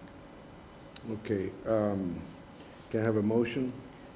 So moved. We have a Second. motion by Commissioner Camarillo. Do I have a second? Second. Second by Commissioner Atkinson. I strongly object to this funding because Imagine Brownsville is a pro-profit organization. And based on that, I cannot in good conscience vote for that. Okay, any further discussion? Okay, all in favor? Aye. All opposed, motion carries. Nay. Item 19. Item 19, consideration and action regarding housing guidelines for the implementation of Hurricane Dolly assistance grants. Honorable Mayor and City Commissioners, this, in your packet, you have the guidelines proposed by the state. And these guidelines really lay out the framework for the families that will be assisting. They will all be 80% of median and below. It outlines the application process, the marketing program that we'll do, and how the applications will go through our department for actual assistance. The assistance, we plan to assist 85 families, of which 20 families would get roof and window repairs, another 25 for weatherization. Under reconstruction, as I mentioned earlier, we have a model of the Katrina Cottage. 20 families will be assisted with those, and which one's a 2-bedroom and another one's a 3-bedroom. Katrina Cottage, both of them, 20 families each. And that's basically what we want to do. This contract's from October 2009 to September 30th, 2011. In your packet, you do have the guidelines, but this is in a nutshell. I kind of briefed them. So I ask for your approval. Thank you, Ben. Can I have a motion? So moved. A motion by Commissioner Triani. Can I have a second? Second. Second by Commissioner Longoria. Any further discussion? All in favor? Aye. All opposed, motion carries. Item 20. Excuse me, Mr. Mayor, I'd rise to a point of information in regard to item number 19. Yes, sir. You made a statement as to Imagine Brownsville being a for-profit entity, and my information was that that's not correct. It was a project of the city of Brownsville, and that organization is still in the process of being formed. Is that not correct? Yes, that's correct. So you're saying that the $850,000, nobody made money on that thing? The Imagine, that was a private contractor, but the Imagine Brownsville project itself. That is Imagine Brownsville. The private contractor, they charged us $850,000. Where's the accounting that says it's not for-profit?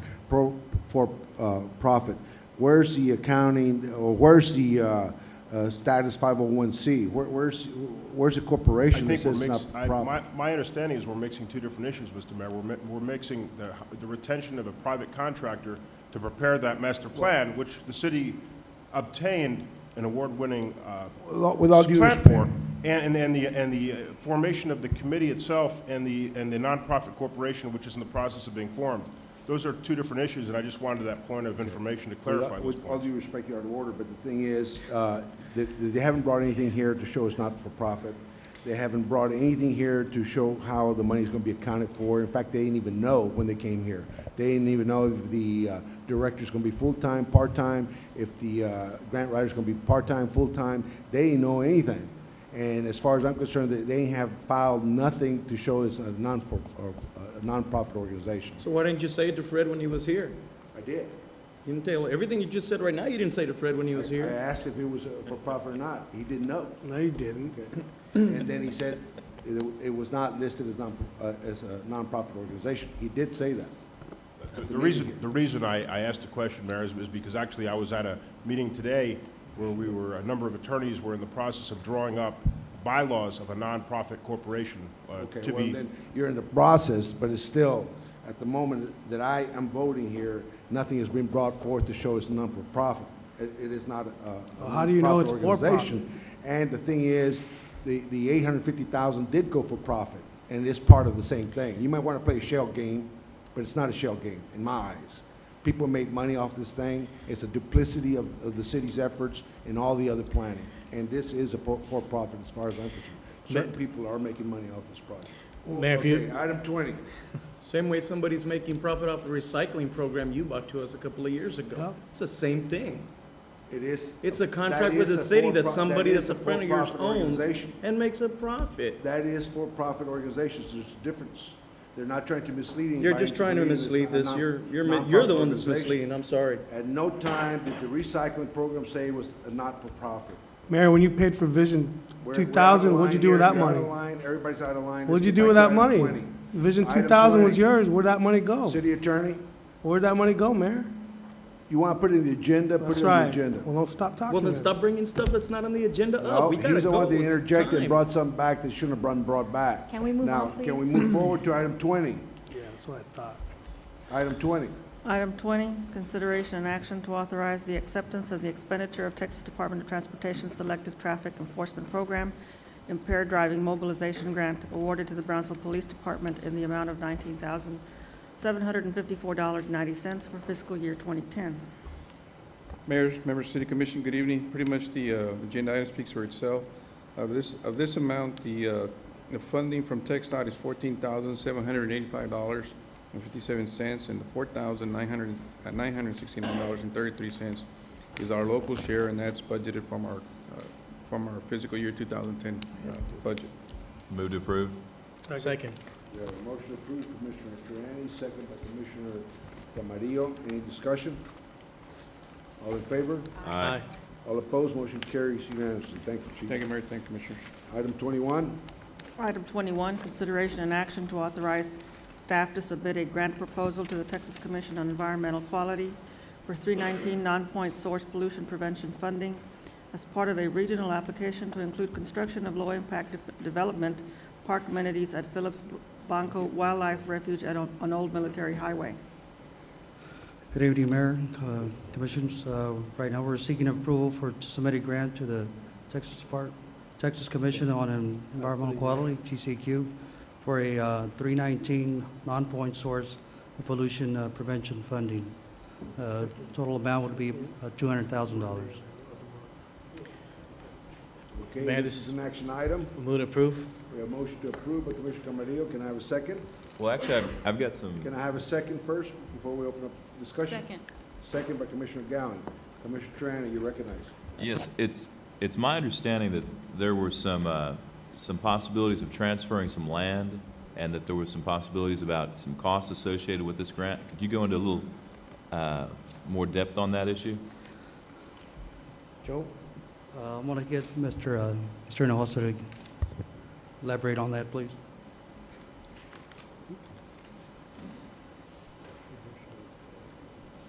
The Honorable Mayor and Commissioners, Joe Hinojosa with the Public Works Department. The intent here is to fulfill some obligations that we have to U.S. Fish and Wildlife for the Garden Park stormwater treatment facility that we use as part of the refuge. Now, as part of that agreement, we agreed to put in some park amenities to include a parking lot, a restroom, and a walking trail. They have informed us that they would give us the opportunity to, instead of doing that, give them some land or some money that's monetarily equal to that investment. And that's where that issue has come up. And it's my understanding that would cut off the city's obligation as far as maintenance and basically to care for this property, and we could move it out further, and that possibly might be an access lane for the west loop that would move it out even further than that. So it wouldn't even be an impact into the... Well, those issues can still be pursued once we've done this, we've fulfilled our obligations to them. If we don't do these park amenities, that's still left in a holding pattern. My concern is the continued obligation of payment that we would have in this circumstance, and if we can cut off our obligation without having to pay more money and fix these other problems, aren't we in a better place? Well, that's just it. Those other options haven't been defined. We're not sure where that's going to take us. Now, that entails giving them land that we don't really know where that land's going to come from. That still leaves us at an open-ended situation. Now, the maintenance regarding the park, the walking trail, and the restroom, Yes, there's an issue there, but that'll be minimal. I mean, we want to go ahead and limit. What the park wants is a very low-impact visitation to the refuge. I mean, they want to encourage people to go out there, learn about low-impact development, green engineering, those issues. And this gives us the opportunity to provide demonstration sites as well as some other demonstration sites throughout the valley for that kind of technology. Well, I guess the question I have, are there any specific time deadlines for doing this, or can we pursue some of these other options at this time so that we can have a better picture? Because basically what you're telling me is that you haven't been able to solidify what the transfer of land would be or what the impact would be. Well, that just came up recently. And that's my point. One of the comments from the U.S. Fish and Wildlife was that we've taken way too long already to fulfill our obligations. Now we're fixing to go into the second phase of that program, and we've yet really to come through with any of our deliverables. Now, obviously, we're here at the direction of the commission, but Okay. That's kind of the issues that we discussed with U.S. Fish and Wildlife. But those other issues are floating out there, and there's a possibility to have other resolutions which Well, could end the city's liability. I mean, like I said, they're giving us, they're opting out, they're giving us the option to opt out of this and provide them with that other option, but as of yet, that's way down the road as far as any definition as to what land will be provided or what monetary definition they'll give to this in kind, if you will. I mean, they could come back and say, you know what, the walking trails, the parking lot, the restroom, they're worth this much, 200,000. So give us 200,000 and case closed, or give us land equal to 200,000. I mean, that all can be kind of At this point, we don't know. Basically, what you're telling me is we don't know. No, we don't know.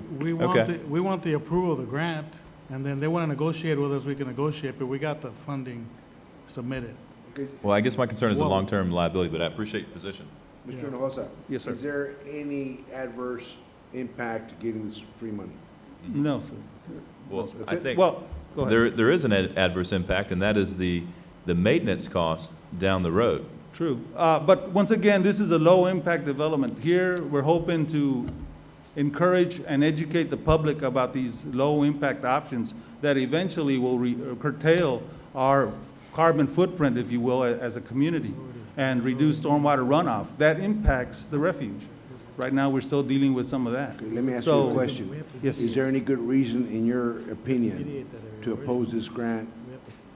No. Okay, thank you. Question? Your question, Commissioner? How, since there are unknowns that you're describing, how long will it take to make them clear? Well, this grant is defined. I mean, this gives us a definite pathway that we can follow as far as fulfilling our obligations. Now, if we want to tell the U.S. Fish and Wildlife, you know what, we're going to go ahead and leave this open. Let's come back to you, and we'll see what we can do. I mean, that's where the indefinite issue comes in. Right now, we have a definite option where we can fulfill our obligations. That's not to say that we can't work with the U.S. Fish and Wildlife on other issues, but this is the definite option that we have here. No, I understand that, but what I'm asking is, in order to make the decision and evaluate the risks and the benefits, you need more information, it sounds like, as far as what this may entail in the future. How long will it take you to evaluate those risks and the benefits so that we don't just make a decision now because it's here, but rather is it best for the future? Well, there I would have to defer to Mr. Medina and see what options he has regarding that. Ben, is there any risk in taking this grant? Well, there's a little bit more to this grant, Mayor. Basically, this is a valley-wide partnership? There's other cities involved here that would benefit from this grant, and there's prospective cities. The city will be administering this grant for those cities. In the terms of Fish and Wildlife, for our specific project, yes, we've taken long to build those improvements because we're still under construction with the stormwater, with planting the grasses that will filter this system. It's very elaborate, green type of system. But when Fish and Wildlife approached us a couple of weeks ago, when are you going to do complete that first phase, which first phase was a parking lot, the walking trails, and a bird blind. We were about to build that, and then Fish and Wildlife said, hey, wait a minute, we have sable palms that needs help, we need land. This refuge on Garden Park is too urbanized, it doesn't fit our system, it's not isolated. So Fish and Wildlife said, you know, we're giving you an opportunity to not build those improvements, but take that money and help us out with maybe Sable Palms as an example, or another project. And long-term of that is saying maybe the city would be interested in buying or trading the 340 acres in Garden Park for another site somewhere else. I mean, that would be costly because this is prime property. And if it's appraised, you may be talking about, you know, a couple of $1 million because it's prime. So that's a long-term effect. But in this immediate situation, two things. One, we need to submit the grant because other cities are depending on it, as well as the city of Brownsville. But once you build those improvements, I mean, those improvements are going to stay. Those improvements, you're going to buy into maintaining them, having the trail operating, functioning bathroom, parking lot. But I mean, that's your decision. But Fish and Wildlife wanted. Let me ask you the question. Is there any risk? And in your opinion, is there any good reason to oppose this? Well, I wouldn't call it risk, like it's detrimental, but I would say, do you want a long-term investment at this refuge, which we agreed to as part of the permit? That's why the Fish and Wildlife gave us permission to build on their land, which has never done before in the country. Or do you want to not build those improvements and maybe long-term negotiate something to buy their land, but you're going to have to take that money and help them out somewhere else. Or you want to say Fish and Wildlife, you know, we agree to this, which they're okay with that as well. We're going to build the improvements, which we will do, and enhance them with this grant. This is an enhancement grant.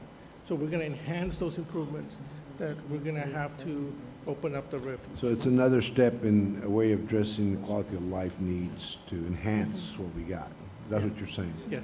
And they're providing the funding to do that with no downside as far as what you see right now.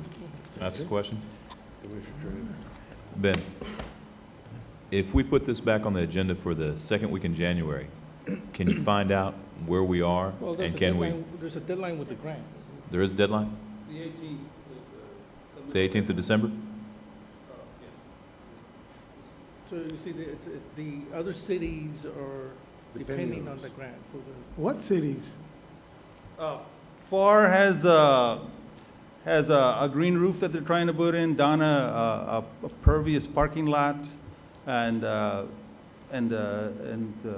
Westlaco as well, trying to put in a green roof. It's just low-impact technology that we want to use as demonstration sites to the community throughout the region. But I think the question that he asked was, at the end of the day, the next 20 years, if we pay for the maintenance and all this, what is the cost over these 20 years that's going to be incurred by the citizens Well, of Brownsville? one of the for this comments grant? by 'Cause you- not all grants, everybody thinks this grants is free money. But Right. there's, a lot of these grants come with a catch. Well, one of the and a comments hook. made, one of the comments made by U.S. Fish and Wildlife is the city is not really doing anything as far as environmental education, as far as environmental access to the public, like for our parks. I mean, there's very limited access. I mean, where do these people have it? There's minimal access. What are you talking about? Well, We that's have what they 2 were trails saying. already. Huh?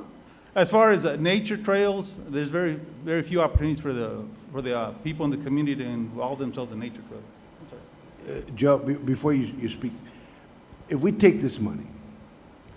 How much and money is it? If we decide further down the 200,000. road that we don't want to do anything, 200,000. there's really no maintenance to it. 200,000. The improvements stay there, and that's it, right? So there's no risk. As it is here right now, we're having to maintain the pump station anyway. It'll be minimal to maintain this little walking trail. There's no reason to Low turn this impact. down. You know, it's, Well, I guess the question I have, can we apply for the grant and then come back and still negotiate on the land? Yes, sir. Yes, sir. That's what we need to apply. We got December 18th deadline before we start trying to understand what Ben is saying. So we need to talk to those people at length But we need to apply for the grant now. One other note is that one of the partners in this grant is also the Cameron County Drainage District, and they're applying for a $400,000 grant to improve their stormwater retention capabilities in North Brownsville. Well, I saw how well everybody worked with the city of Brownsville today at the Lower Rio Grande Development Council. That was very interesting with the drainage district. No kidding. I mean, there's a lot of benefits, obviously. Maintenance, yes, that's always going to be an issue, but it'll be a low-impact, minimal maintenance kind of situation. Okay, can I have a motion? I'll make the motion to approve. Can I have a second? Oh, yeah. Second. We have a second by There was Commissioner already a Camarillo. motion. Any further discussion? All in favor? Aye. Aye. Any opposed? Nay. Okay, we got 2 nays. Who's the other name? Commissioner Atkinson, Commissioner Triani, say nay, and Commissioner Longoria. The majority passes. Okay, next item, please. Item 22, consideration and action to award a contract for renovation of Sam's Pool located at Dean Porter Park. Move the table. Move the table, please. Second. Okay, we have a motion to table by Commissioner Longoria. Can we have a second? Second. Second by Commissioner Camarillo. All in favor? Aye.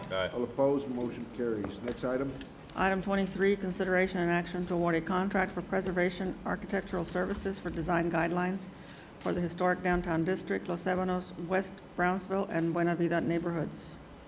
Good evening, Mayor, City Commission. Staff recommendation is to award a contract for architectural services for design guidelines for the historic downtown district, Los Ebanos, West Brownsville, and the Buena Vida to Kimby McCoy of Dallas, Texas.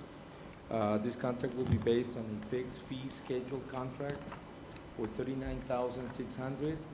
All the expenditures or expenses are included within the fixed fee contract.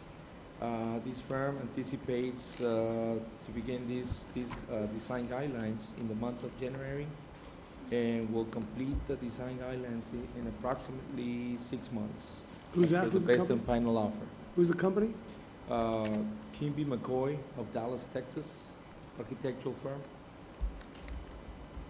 It's on the back of the analysis, the following page. Did anybody from locally compete for these things? There was if you look on the third page. I don't have my binder. Mr. Goodman's right behind you. There were 4 firms: Alamo Architects, Mesa, Clayton, and Kimby McCoy. Now, these particular services are specialized, and I would like for Mr. Goodman to give you an explanation of what these So the RFPs went locally and also statewide? Yes, that is correct. Okay. You answered my question. Kimby McCoy, by the way, they're preservation architects, is different. Specialize in preservation. Good enough for me. Move to approve, Mayor. We have a motion to approve by Commissioner Camarillo. Can I have a second? Second by Commissioner Triani. Any further discussion? All in favor? Aye. Aye. All opposed? Motion carries. Next item. Item 24, consideration and action to award a contract for street paving and drainage improvements for West Elizabeth Street. The staff recommendation is to award a contract for street paving and drainage improvements for West Elizabeth to G&T Paving Company of Brownsville, Texas, the low responsible bidder, for a total bid amount of $793,607.25. This project came under the engineer's estimate by $206,392.75. The contractor is obligated to commence the work immediately after receiving the notice to proceed, and will complete the work within 150 consecutive calendar days. Funding is in place from the Office of the Texas Department of Housing and Community Affairs. Mayor, move to approve. Second. We have a motion approved by Commissioner Camarillo, second by Commissioner Longoria. Any discussion? Mayor, I just want to say this project is, I mean, we waited 50, 60 years to see that street paved, get reconstructed. I can't wait to see the rebar and that cement come out of there. So I want to thank staff, city manager, Bam, Mr. Lastan, and Public Works. You guys have known this has always been on the list, and I'm so thankful and glad that we finally have the funds to make this project happen. Not only people in West Brownsville will be excited about this, but every citizen in this community.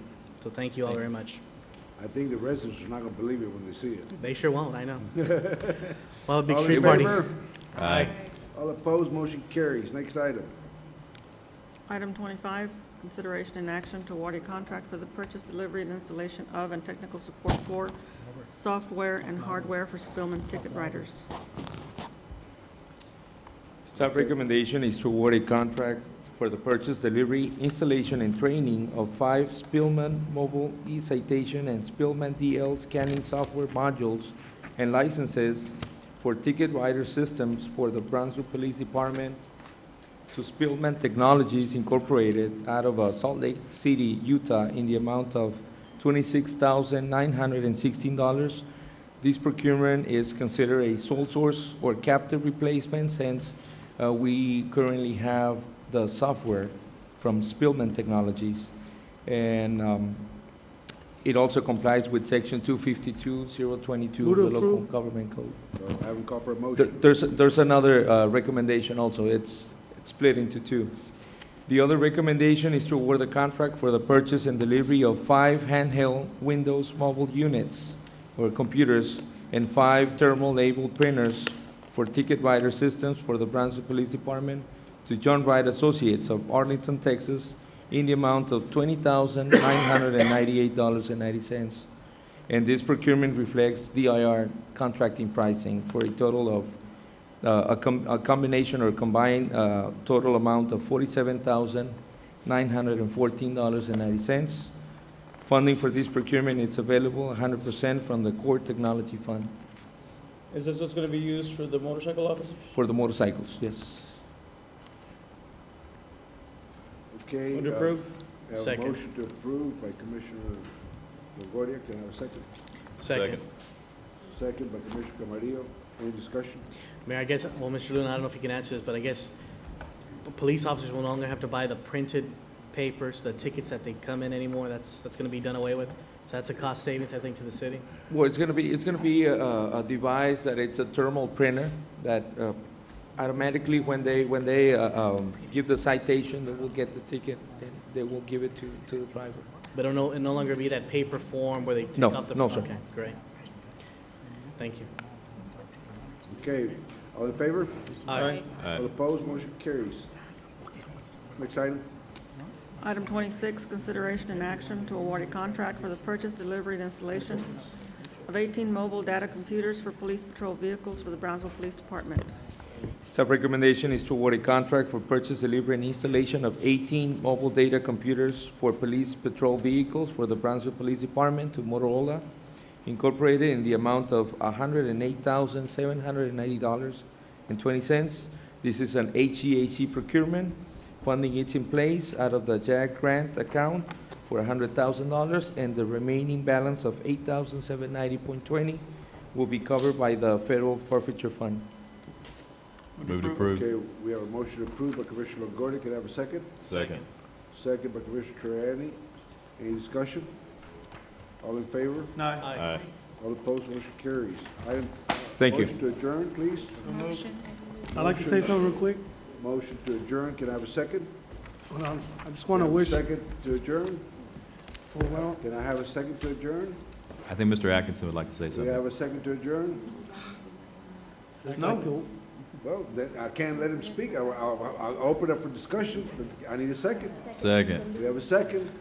That's the protocol, ladies and gentlemen. I thought it was a second to Okay, adjourn. now, any discussion? yes, I just would like to wish everybody in Brownsville Merry Christmas and a Happy New Year from my family to yours. And I'm sure the commissioners will like to say something too, but I just, there's a lot of great things coming in the next year. And though we're going through some tough times, I think if we stick together, we'll get through them. And I'd like to thank city staff for everything they've done this year. I know it's been hard, and we're gonna work on those raises for the city staff, the non-civil service employees.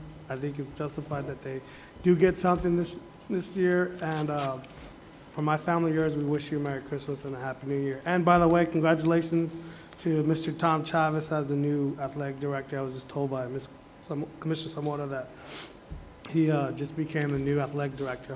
Hopefully that program can keep going the way it's been going, successful. Okay. All in favor? Aye. All opposed? Motion carries. Those who oppose can stay. Does anybody want to Merry say anything Christmas. else? Merry Christmas. Merry Christmas.